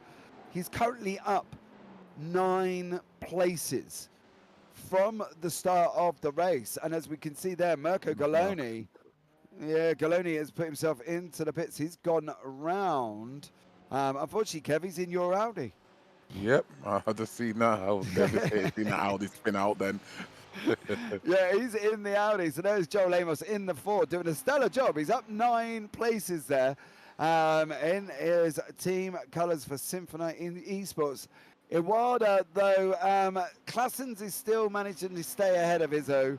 Iwata is still tucked up behind Volcano. Volcano's pulled out about 2.5 seconds. Wes is... It's a big ask, isn't it, for Iwata to try and make that 2.5 seconds, but at the same time, can it be made in the pit stops, do you think? Can they underfuel in the first stint by that amount of time for him to pull it back? Yeah, it depends on how they stop in the box as well, things like that. When you put the speed limiter on, you can just about make that time up, I reckon, depending if you have a brilliant stop and have a bad stop. Yeah, we've got Sebastian Van der Hau there in 9th place. He's caught up to the back of Jose Fonseca in the BMW in front, who's involved, locked in his battle with Michael Platil.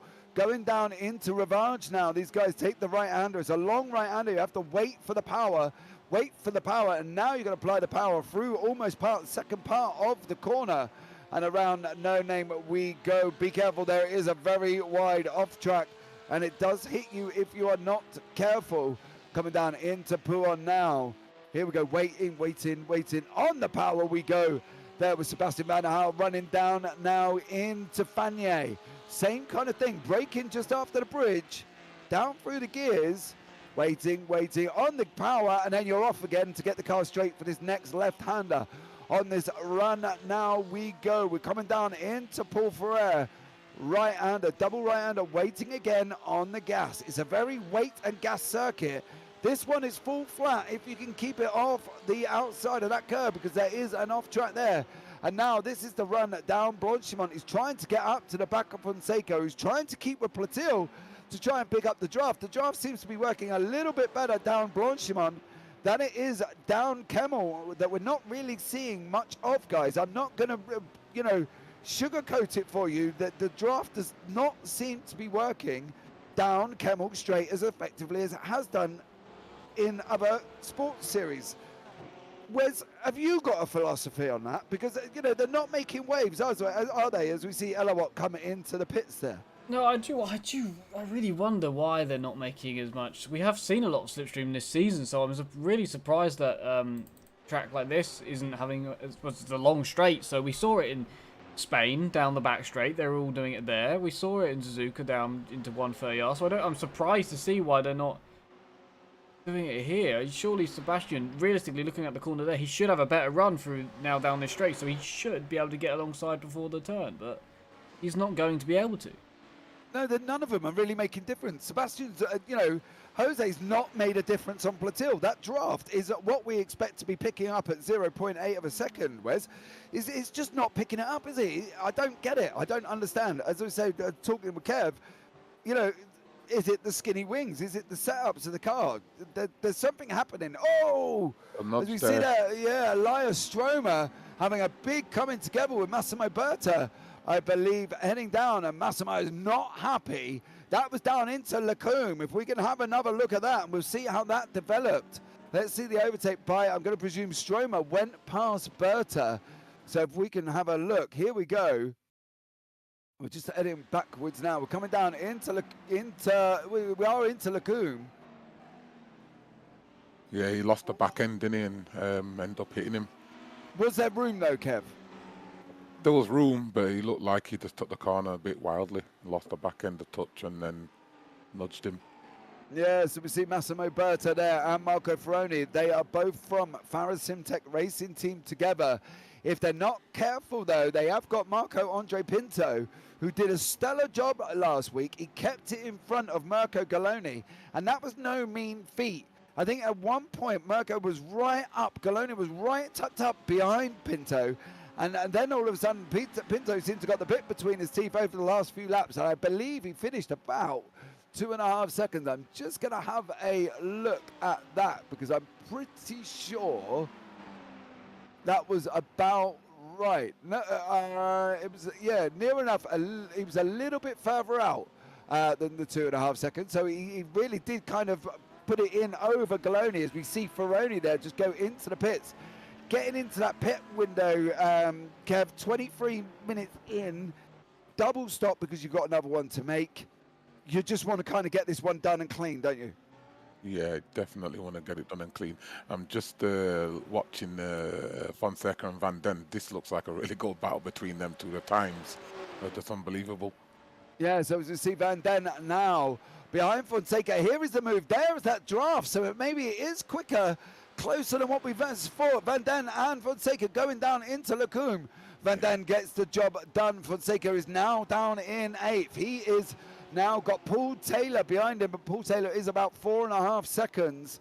Van Den now just trying to get up to the back of Pletil. It looked, Wes, from my point of view there, but once he got under that half a second, 3/10 of a second, then it looked like the draft kicked in, but it's just not making that much difference unless you're that close. Yeah, you have to be really, really close, it seems, to have the move on today. So I don't know. It's less than 5 attempts you need to be, and that's difficult to be. But up by Rouge, you really got to be, got a lot of trust in the driver in front. It's not going to slightly dab the brakes or something mid corner to stick your car that close to another one up there, and then so it's not. People are going to have to start being a bit more bullish maybe on the brakes in other corners because the moves aren't going to be easy, it seems, today. No, we haven't seen massive amounts from our point of view, especially within the kind of top 10 as the moves and overtakes that we kind of saw last week in Suzuka last week in Catalonia and in Suzuka as well. So the guys now going in the top 10, we're looking at Stromer, Taylor, Fonseca, Van Den, Pletil, Sainton, Izzo, Claessens is in the pits, Iwata is in, Volcano is in, Izzo is in. This is it, isn't it, Wes? This is what we were talking about, follow my leader. Yeah, follow the leader, they're all in. Pletil's in, Van Den's in, Fonseca's in. Where is, if we can pick up Paul Taylor, oh, too late, Paul Taylor is in, Elias Stromer is the next one. And this is what we had, Kev, the other week. Would you follow a leader in, or if you've got the fuel, would you go again? No, if I got the fuel, I'm trying to get a couple more extra laps and just make sure they're clean so I can gain a bit of extra time. Yeah, they're all in. All the top 14 are in. And there goes Volcano. There goes Izzo. Izzo's done him. Izzo got Iwata, didn't he? Was that? It's a bit hard in the dark. That was a bit harder in the dark, but I think Izzo got Claessens in the pits. He did. I thought Izzo got Iwata by looking at that, but he didn't get Iwata, but he did get Claessens, and that is vitally important for Izzo there, Wes, isn't he? Because he can now, well, saying that, looking on board with Claessens, it looks like Claessens going to go for it going down into Lacombe. Immediately, he's got to. Yeah, he's got to get that position back. He doesn't. Oh, is this going to be, though, a repeat of the first half of the race? Where he's going to have to really kind of stick with him, I suppose. That's really much as Claessens could do. As we see Fonseca, is that Pletil behind? No, that's not Pletil behind Van Den, is it? It's a bit harder in the Porsche when we get in the dark. But it's a Leon, BMW, Leon Elowat, trying to make the move up the side of Van Den. Fonseca, there's another one there. Benefited from the pits. He jumped Van Den again. Paul Taylor lost out, is now down in 11th. He I think he come in behind Elowat and now in front of Elowat and is now behind him. So there was quite a few, there was really, Claessens lost out to Izzo. Van Den lost out to Fonseca and he's going to have to do it again. But if they're short stinting, Kev, the chance of them trying to make that undercut, as me and Wes were talking about earlier on, there was no real advantage for Sainton last week. Is it the chance that you take that it might not benefit you again? It is a chance you take, isn't it? Because it might benefit you, it might not. But why not take the chance? Yeah, I don't know if I'm that brave. I don't know if I'm that brave. No, because you're looking at Van Den, total pit lane time was 47.9, right? Fonseca was 1.6 seconds faster. His pit stop time, pit time was 19.32. Van Den was 20.12. So he has short fueled, and Van Den has put the extra fuel in. But I don't know if I'm that brave, Wes. I don't know what you think. With Sainton really struggling last week with the other undercut, Izzo's jumped Claessens. Van Den's lost out for Fonseca. You know, it's going to be an interesting second half of this race to see how these really play out. So I think Leon did the undercut, didn't he? His pit stop, to note, the whole pit lane was actually faster than everyone else's by 3 seconds. And his pit stop in the box was because he was in the box of 3 seconds shorter than everybody else. So he's pitted earlier and fueled less than everybody else. Yeah, because the undercut, he went in on 9. Yeah, so he's also put less fuel in. Yeah, so he's forced himself into having to pit earlier again next time round. Yeah, but maybe that's his strategy, innit? Pit earlier next time round, put a bit more in, and then. But would that play out though? I can't see that playing out. As we can see here, Marco Ferroni is trying to get. He's got Elias Stromer. That's not a swap. That is a swap of position. Oh, Ferroni got a big wiggle on now. That's allowed Stromer as they're heading around Rivage to try and get right up to the back. Oh, where's he gone? Oh, that is not going to help in the dark.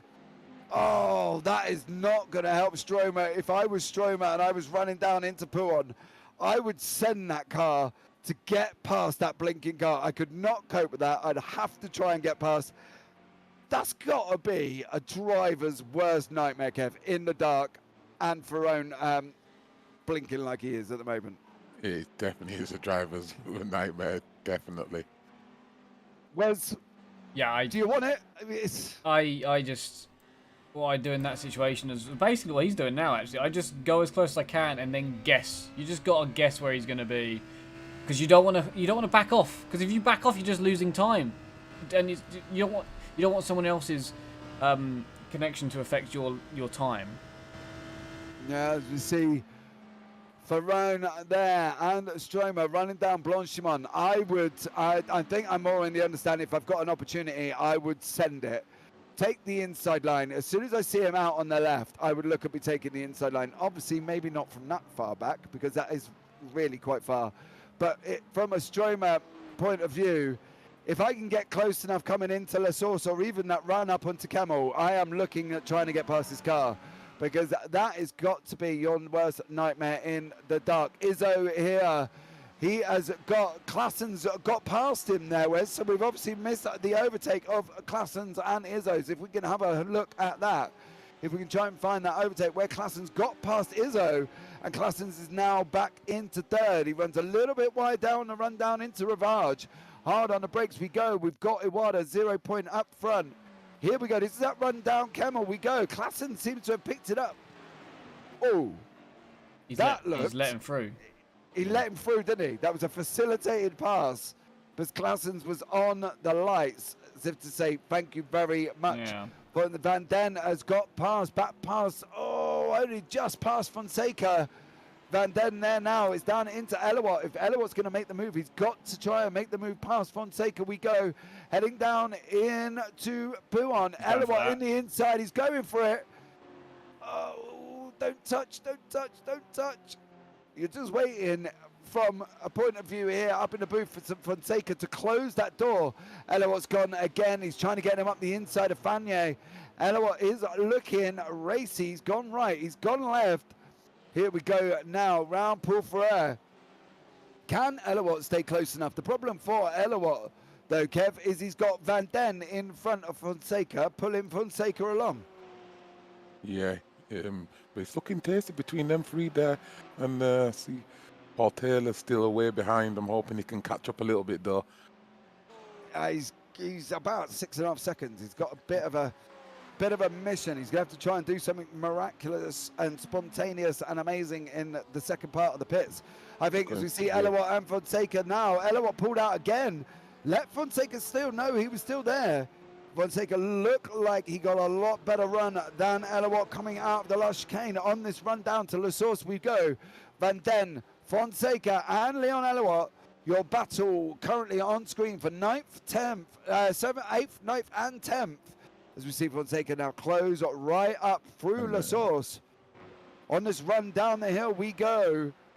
It's going to be a tasty one. Let's see how they got to get. We know from a draft point of view throughout this race that we've been talking about, they've got to get to about under half a second to really try and make this work. Fonseca's currently got 3/8.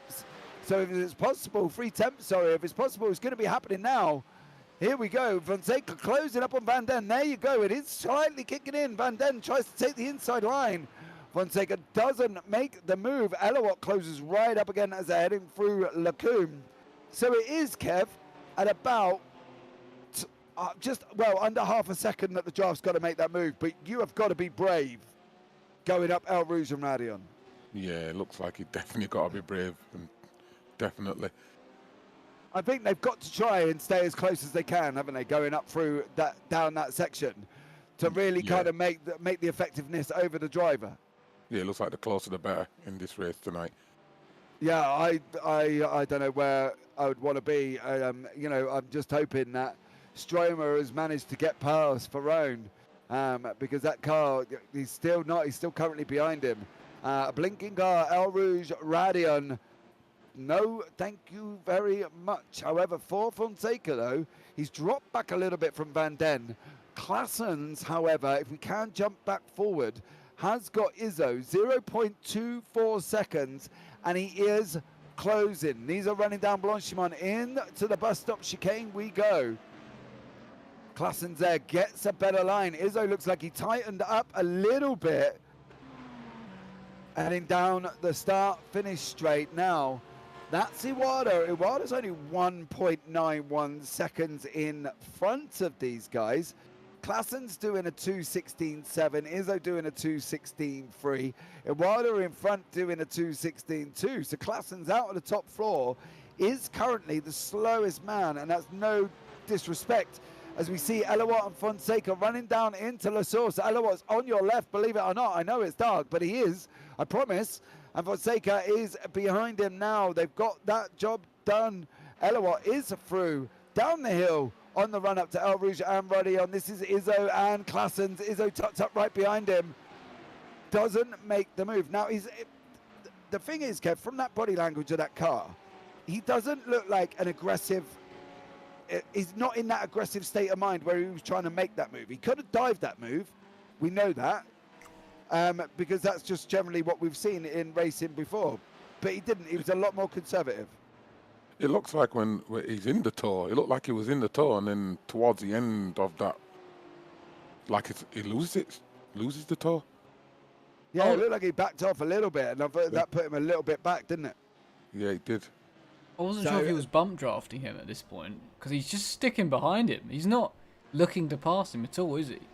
No, he hasn't got that aggressive language to his car, has he? She's not looking for the overtake. He's happy to sit behind. And so it's a fuel saving then. Oh, Thomas has spun. That's Sainton off. Where is Sainton? He is round Rivage. He's coming round No Name, I believe. And are we going to see too much power from Thomas Sainton coming out? Is Rivage, No Name, and run down into Pouon? Oh, he's already round there. Let's see if we can go back and see. He's on the entrance into Pouon.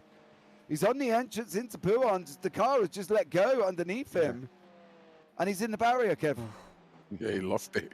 Yeah. He lost it there. Looked like he must have put on too much power around that bend and then braked out. Yeah, that was it. It was around there. But we'll keep an eye on the Claessens Izzo battle. It is 0.32. We have got Sainton now tucked up behind Fonseca. 0.2 seconds on this run into the bus stop. Again, there's no real aggressive moves. I tell you though, from looking at this from our point of view, Elawat is kind of making moves up to Van Den, and he's kind of put himself in a lot better position as we see Sainton now trying to go up the inside of La Source into Fonseca. Thinks better of it. Now, I think this is going to be the run down through Kemmel they go. If we can pick up Claessens and Izzo, they're literally got to be side by side with that time. He was bumping him. He's 100% bumping him. He just sat at the same time. I think he's bumping him down the straight and letting him go in the brakes. He's definitely doing that. Yeah, because he was 0.007 behind him. Yeah, and he wasn't even alongside, so he must have been right behind him. Yeah, as you see, Elawat now making a shot back to Sainton. Sorry, Fonseca. Sainton gets the job down round Lacombe. We go. Elawat's looking untidy out in front. He caught too much of that exit curb, and now he's looking. He's under attack, coming under attack from Sainton. How long can Elawat keep him behind? Let us know, guys, in chat, who you think is going to come out victorious. If you are here watching, don't forget, thumbs up, subscribe, bell for notifications. That's all I'm going to say. And let us know in chat who you think is going to come out victorious out of Volcano, Classens, Izzo, and Iwata. Hold on, there's Izzo. Is Iwata off track? Can we jump to Iwata? Oh, no. He is. He is. Iwata's round. I did see Izzo and Classens jump him on the timing screen. Whereabouts is he? He's down in Fagnes. Oh, if we can have another look at that. There's a car. Oh. Lucky he didn't hit anything. Was that on the exit to Pouon as well? That's the exit to Pouon. That's not far from where we just seen Sainton, isn't it? If we stay with this, if we can. See if he comes down into Fagnes. He's going to go right. Oh no, that's on the exit to Fagnes, because now he's in the double right-hander of Paul Ferrer. So there you go. That's where it was. He was on the exit of Fagnes. The left-hander turned 12 and 13. Elawat's now got Sainton tucked up. The Elawat goes in. That is the strategy, Wes, we spoke about. He's got 20 minutes now. He's got to take on a lot of fuel for the last 20 minutes, where he took that early stop. Yeah, now I'm very intrigued to see how he's got to go to the end now, hasn't he? 20 minutes to the end, fueled all the way up. He's just got to go, isn't he? Be interested to see. He had quite a little bit of a gap, I'm not going to lie, over Massimo Berta in the 13th. I think he should be good to get out. I wouldn't be surprised. Saying that Berta has just gone through, Pinter's just gone through. So it's going to be seeing where he comes out and stop. But if that's anything to go by, though, Wes, he was 2 laps time, they're all going to be in. He was in the pits 14.1 seconds, so 2 seconds less than he was last time. So he's put less fuel in than before. Will he make the end of the race? Well, what lap did we say he pitted? Lap 9. So he's another 9 he's now laps. got it against 17. Well, according to calculations, it's a 27 lap race. So he is on the limit, hoping that it's exactly how many laps the iRacing thinks it's going to be. He's done the calculations and he should be just right, but he's going to have to maybe save a little bit.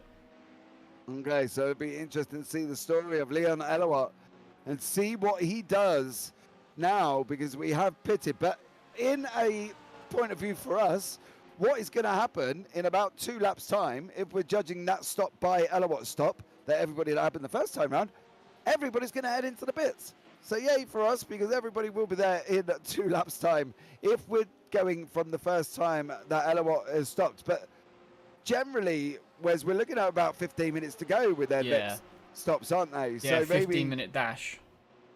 So we are maybe coming into that stage. When did Elawat do his second stop? He was on lap 17. We're on lap 19 now. So we are looking probably 20, maybe, unless they start going in now, as we see Sainton and Van Den tucked up right behind him. Sainton was obviously freed from Elawat going into the pits. He's now all over the back of Van Den, and I mean literally 0.34, and closing on this run down into La Source they go.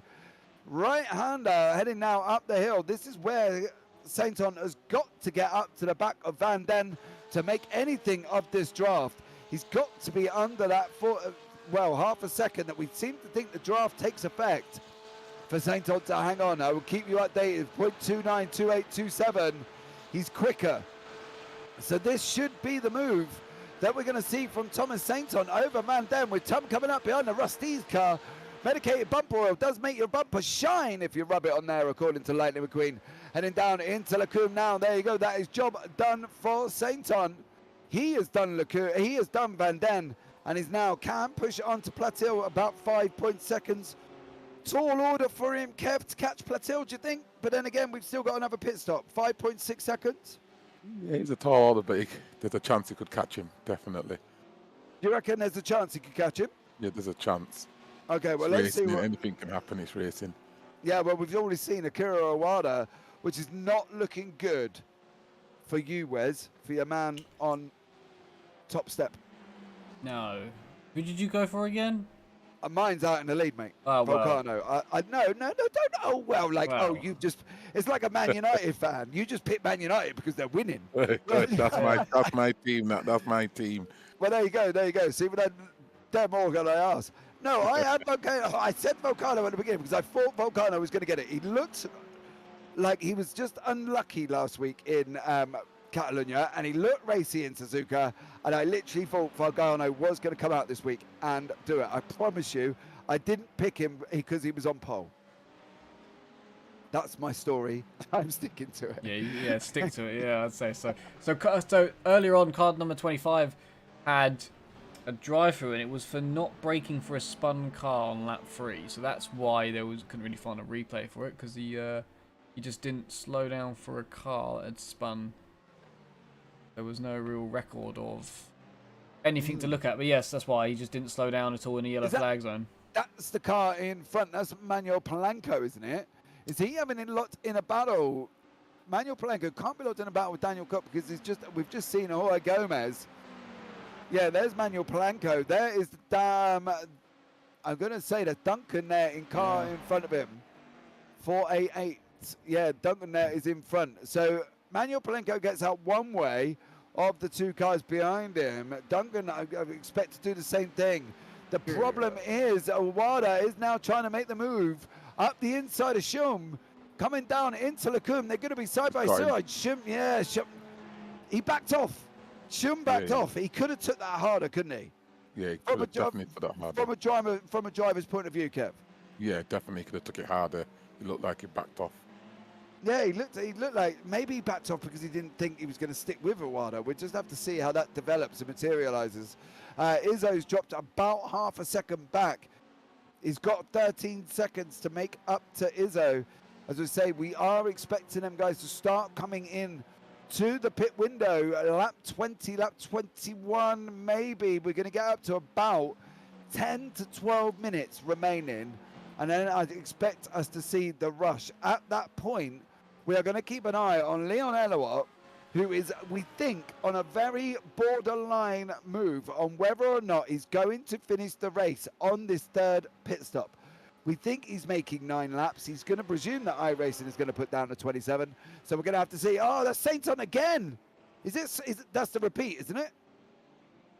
Is that the repeat, or has he just done it again? He's just done it again. He's done what Akira did. So he's gone round Fagnier. Oh, no. Sainton is not loving the Fagnier-Pouon section of tonight's race, of tonight's track. Yeah, he looks like he's definitely got damage, but that has allowed Paul Taylor, though, Kev, there, something to come out of it. He's in top 10 now. Oh, he's in top 10. Come on, Paul. Paul Taylor is in the top 10. He's currently in 9th position. Sainton, however, now is going to have to try and defend from Marco Ferrone, who looks like is in. Ooh, he's just got in. Ferrone's got in.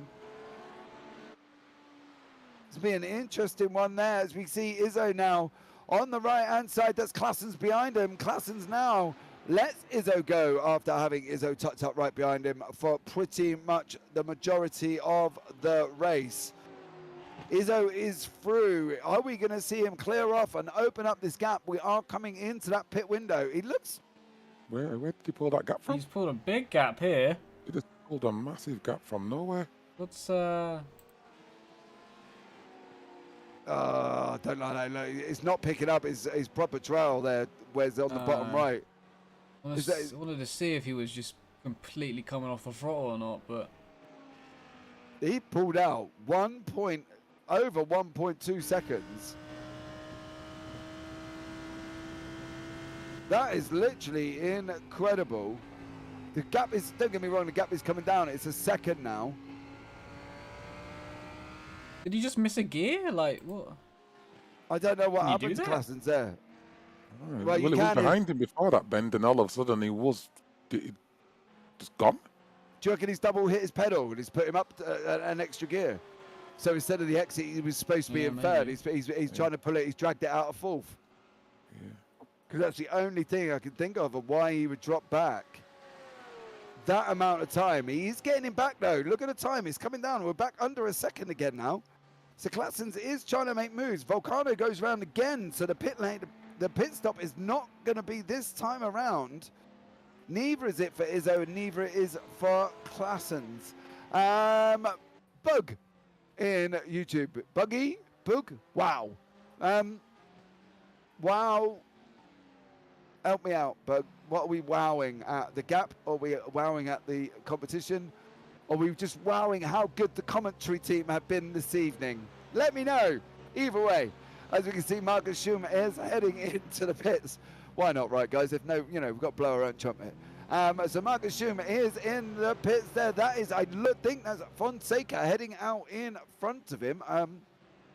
Fonseca has got through now. That he's in the same livery as the BMW that's heading out of the pits. There is the BMW that's heading out of the pits. He's in the same livery. So my apologies there.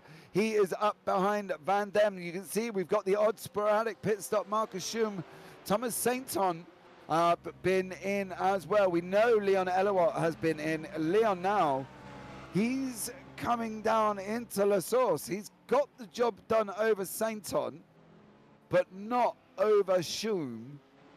So we're going to see how it pans out over the next lap. I'm predicting, Wes, they ain't going to be looking at going much longer, are they? I think they've got to be at the end of this lap, I would have thought. Yeah, I thought they would have been in by now. So, yeah, it's got to be at the end of this lap. And then we're just going to have a straight top 10-minute shootout.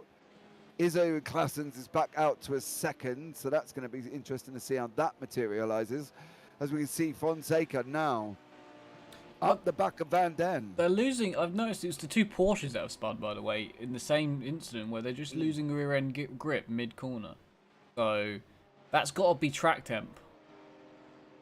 But surely it's cooler at night than it is during the day. Yeah, so they're just the tyres aren't gripping, are they? But it's got to be a little bit more manageable. This is where it is. Van Den, they've gone round the right hand, then the left to Fagnier, and this is where it seems to be letting go on its own, randomly there. But there's no explanation for that. There's no high curbs on the exit. And Sainton didn't actually take any curb. He was in the middle of the track. Here we go. Volcano is in. Somebody's gone round again. Izzo's gone round again. Izzo's taken the lead because he's gone round again. He must have been bump drafting, fuel saving behind Justin Claessens there, Kev. And as you suggested, it seems to have benefited him. Yeah, that's what I was thinking. That is fuel saving, and as you can see, it definitely benefits jumping in front, but can he keep it? Well, that is going to be the story, but the problem is obviously he doesn't see what we see map-wise, but actually, map-wise, he's got nobody in front of him. Izzo is not going to be able to get up. We've got, I think that's Mercado, is the furthest man in front of him, if that's their positions on the track map, which is 18th. Mercado is in 18th, and he's heading around Rivage. Why Izzo's heading around Lacombe? So there's a good chance that Izzo could get a complete and utter clear lap here. But how is that going to work out? Oh, there's a spinner in front. Oh, that's crabbing bad. Look at that car. Ooh. That's Gisecki. What has Gisecki been up to? He's cleared out now. But that's put Iwata under danger from Schum there. If we can pick them up. Iwata has got Schum. There you go. Schum is right up behind him. 0.32. This is where the draft takes to effect. It's not making a bigger deal. Maybe it has to be under that. Come on. Come on. Kick in. It's just like a... I don't know. That draft is weird this evening. No, it just mainly went to boost interaction with the interaction. Oh, okay, but thank you very much. Just joined us. We see Thomas Sainton on the right now. He's cleared Paul Taylor. So that's your man down back into 11th there, Kev. Thank you very much, Bud, for trying to make the... how good the commentary team is. We knew it, mate. We knew it. Don't worry. Secretly, Bud, we knew it. But here we go. That is Sainton. Paul Taylor down in 11th. He lost the 3 positions at the start, Kevin. And that wouldn't have put him in a good frame of mind. Do you think, though, he's just had one of them races, isn't he? It looks like today he's had one of them races. Definitely looks like that. Yeah, he lost 3 places at the beginning. Didn't really seem to get going again after that. Maybe them 3 places kind of gave him a little bit, politely, I'm going to put it out there, almost like your dentist does, a good kick in the teeth. And unfortunately, he just didn't recover. As we see Izzo out in the pits now, this will be the one where is Volcano's just going past the start-finish straight. We're going to see Volcano. Oh, he missed his Izzo, box. He missed his pits. He reversed as Oh, well. Izzo no missed way. the box. Yeah, he missed the box. He had to reverse. Where is Claessens? We're going to see Claessens now at the bottom of the screen. There he is. Oh, this is going to be close. Claessens and Izzo coming out of the pits. Izzo out on your pits. Izzo is there. Oh, Claessens is climbing all over Izzo. They're going to take it too wide in now, Rouge and Radion. Claessens on the right. Izzo's behind him now. They go a single file. Izzo backs off. Is Izzo going to be able to make that stick? He would have got the jump. He didn't, and unfortunately, he had to reverse. He missed his pit box. Alessandro Izzo is in third place, tucked up behind Justin Claessens for the second part of this race, which is the final part of 6 minutes long.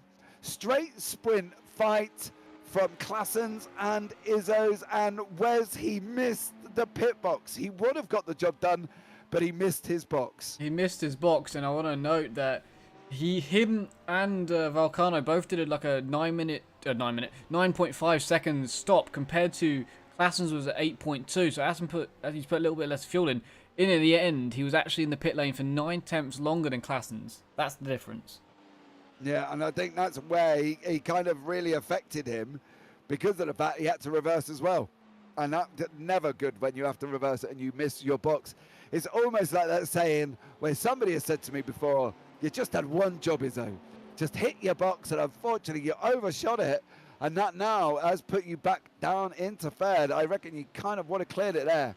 Leon Elowat, after this second round of pit stops, kind of didn't make a difference. Where's he kind of just... He's further back, isn't he? I think he's behind Paul Taylor now. Yeah, he wasn't behind Paul Taylor before, was he? He was Mill with Sebastian, like 8 seconds up the road, no? Yeah, he was having a battle with Van Den, and in that Van Den battle, wasn't he? Obviously, we saw Sainton coming through. So 2 races, we've seen somebody try and take the undercut, and 2 races, it just hasn't worked. And I just can't see...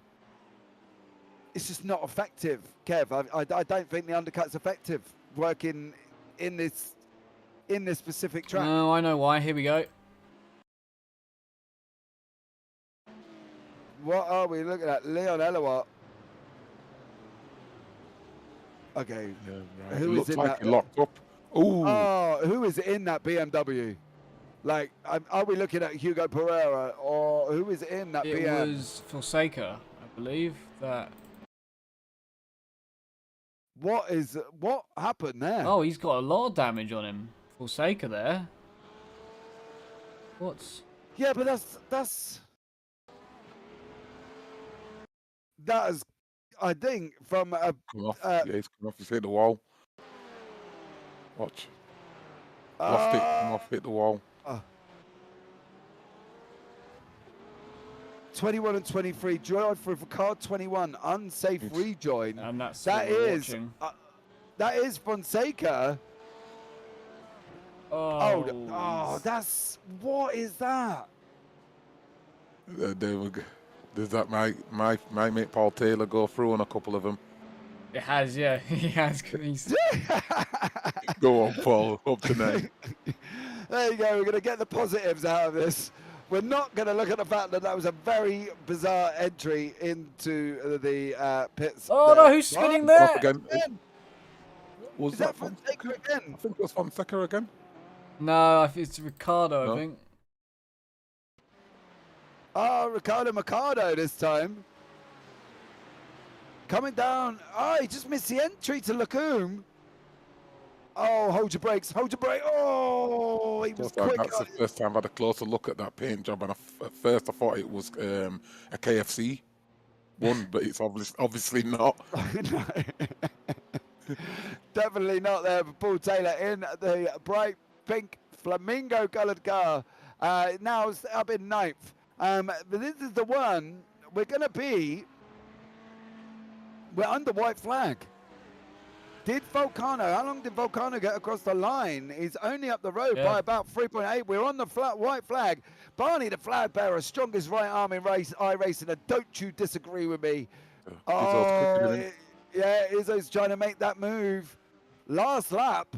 This is going to be some mega defending from Claessens if he can keep this. I'm not going to lie. He's got half a second. He's got to throw it up El Rouge and Radion. He's got to pick him up, tuck him in his pocket, hold on to that steering wheel and just go full throttle. He's got to try and break this toe from Izzo. Down Kemmel. Izzo's closing though. Izzo, see, where is this speed coming from? From Izzo in the second part of this race. Claessen's got to hold that inside line. Izzo's on the right-hand side. I'm not kidding you. He is there. Claessen's going to take it. Claessen's going to go too wide. Izzo backed out of Lacombe. Claessen didn't really. That's the driving we want to see from Justin Claessens. Yeah, he's nailed that defending. He cut part the inside line, made sure he had to go around his outside, and defended and held strong. And this is what we are saying from you, sir. We're expecting Justin Claessens to do these manoeuvres. He kept it in on the outside of Lacombe. Most drivers would have backed off. Claessens didn't. He kept him up and he made Izzo back out. And that backing out as they head round Pouhon for the final time has kept him in front with a little over, basically 0.5 seconds. The next chance for Izzo is if we're heading round Fagnes, we're going to go down round the double right hand of Paul Ferrer and down onto Blanchimont, and that's it. If Izzo doesn't make that move, going down into the bus stop, Claessens is going to hold on to second place. We've got Volcano just up the road, going to be looking at taking the win. But here we go. This is the battle we want to follow. Claessens has got to try and hold Izzo back on that run down into the bus stop. Down Blanchimont we go. We take the first left-hander. Still holding the throttle on. We're coming into the second one. We're going to look at trying to go as full as we can. Hug that inside line. Claessens there. We see Volcano. What's happening behind? Izzo's going to send it. If he's going to send it, he's got to send it now. He missed it. Oh, Claessens went in deep on that run down to the start-finish line. Volcano goes across the line. Behind him, I think Claessens has got it. Claessens got it. Held off Alessandro Izzo for a stunning second place from Justin Claessens, as we see the battle for 4th, 5th and 6th. Pletil come around in 4th. The recovering Akira Iwata, who spun on the exit of Fagnes, that's put him down, all the way down in 5th place. Marcus Schum is in 6th. Oh, dodgy place to stop there. Marcus Schum in 6th, Sebastian Van Den in 7th, Van der Hovel. I hope, sorry, Sebastian. Let's just call you Van Den. Thomas Sainton is in 8th. Paul Taylor, your man Kev, is in 9th there, bud. Yep, he's in 9th. He did a good job to stay in the top 10, so and got lucky as well along the way. Elowat is in 11th. Stromer in 12th. Massimo Berta in 13th place. Here he comes. He seems to have settled down with his internet. It was blinking rather, well, terribly earlier on. I'm not going to lie. Marco Andre Pinto there is the Audi, the highest Audi, so we can take that as a credit. But I'd like to point out this man that we cannot see, Joel Amos, is up 12 positions. Yeah. You can't see him at all, can you? No, you can't see anything of that car. There he is. Hold on. No, it's just a black. What do they call it? They're not shadows. What are they? Silhouette. He's a black silhouette. Miguel Cordero in 16th place. Now coming across the line. There he is. Jose Fonseca is going round Blanchimont. The last man to finish did get a drive-through penalty for an unsafe rejoin. I don't think it was the rejoin, Wes, that would have caused that issue. Do you? Do you think it would have been the literal full stop? It was before the stopping. Trying to stop? Yeah. Yes, the stopping on the entrance to the pit lane that may have caused Jose Fonseca to have a drive-through. I don't think the rejoin had anything to do with him. I don't believe the car was under his control. But I do feel that the stop on the entrance to the pit lane was his control, and that really contributed to the fact that he got his drive-through penalty. So that rounds out the Anti-Stall Racing GT3 Series race from Spa. Tables. Volcano is in first place, Claessen in second. Absolutely amazing battle with Claessens and Izzo's all the way through the race, guys. If you haven't watched it back, please go and watch it back. It's absolutely incredible. Plateau in fourth, Iwata there in fifth, Marcus Schum in seventh, Van Den in, Marcus Hume in 6th, sorry. Van Den in 7th. Sainton in 8th. Taylor in 9th. Elowott there in 10th place. Marco Ferrone in 11th. Stromer in 12th. Berta in 13th. Pinto down in 14th place. Amos up 12 places, finished in 15th. Well done to you, young sir. Cordero in 16th. Fonseca in 17th. Hugo Pereira in 18th. Manuel Polanco in 19th. Jorge Gomez in 20th. Mercado in 23rd. Duncan Kopp in 27th. I'm going to take this as these are the people that probably didn't finish the race. Duncan Kopp 6 laps down. Farver 7 laps down. Gasecki down in 24th, 8 laps down. And Amaro down in 11 laps down. So there you go. What more can you ask? They didn't finishers of the race. The last person to finish was Jorge Gomez down there.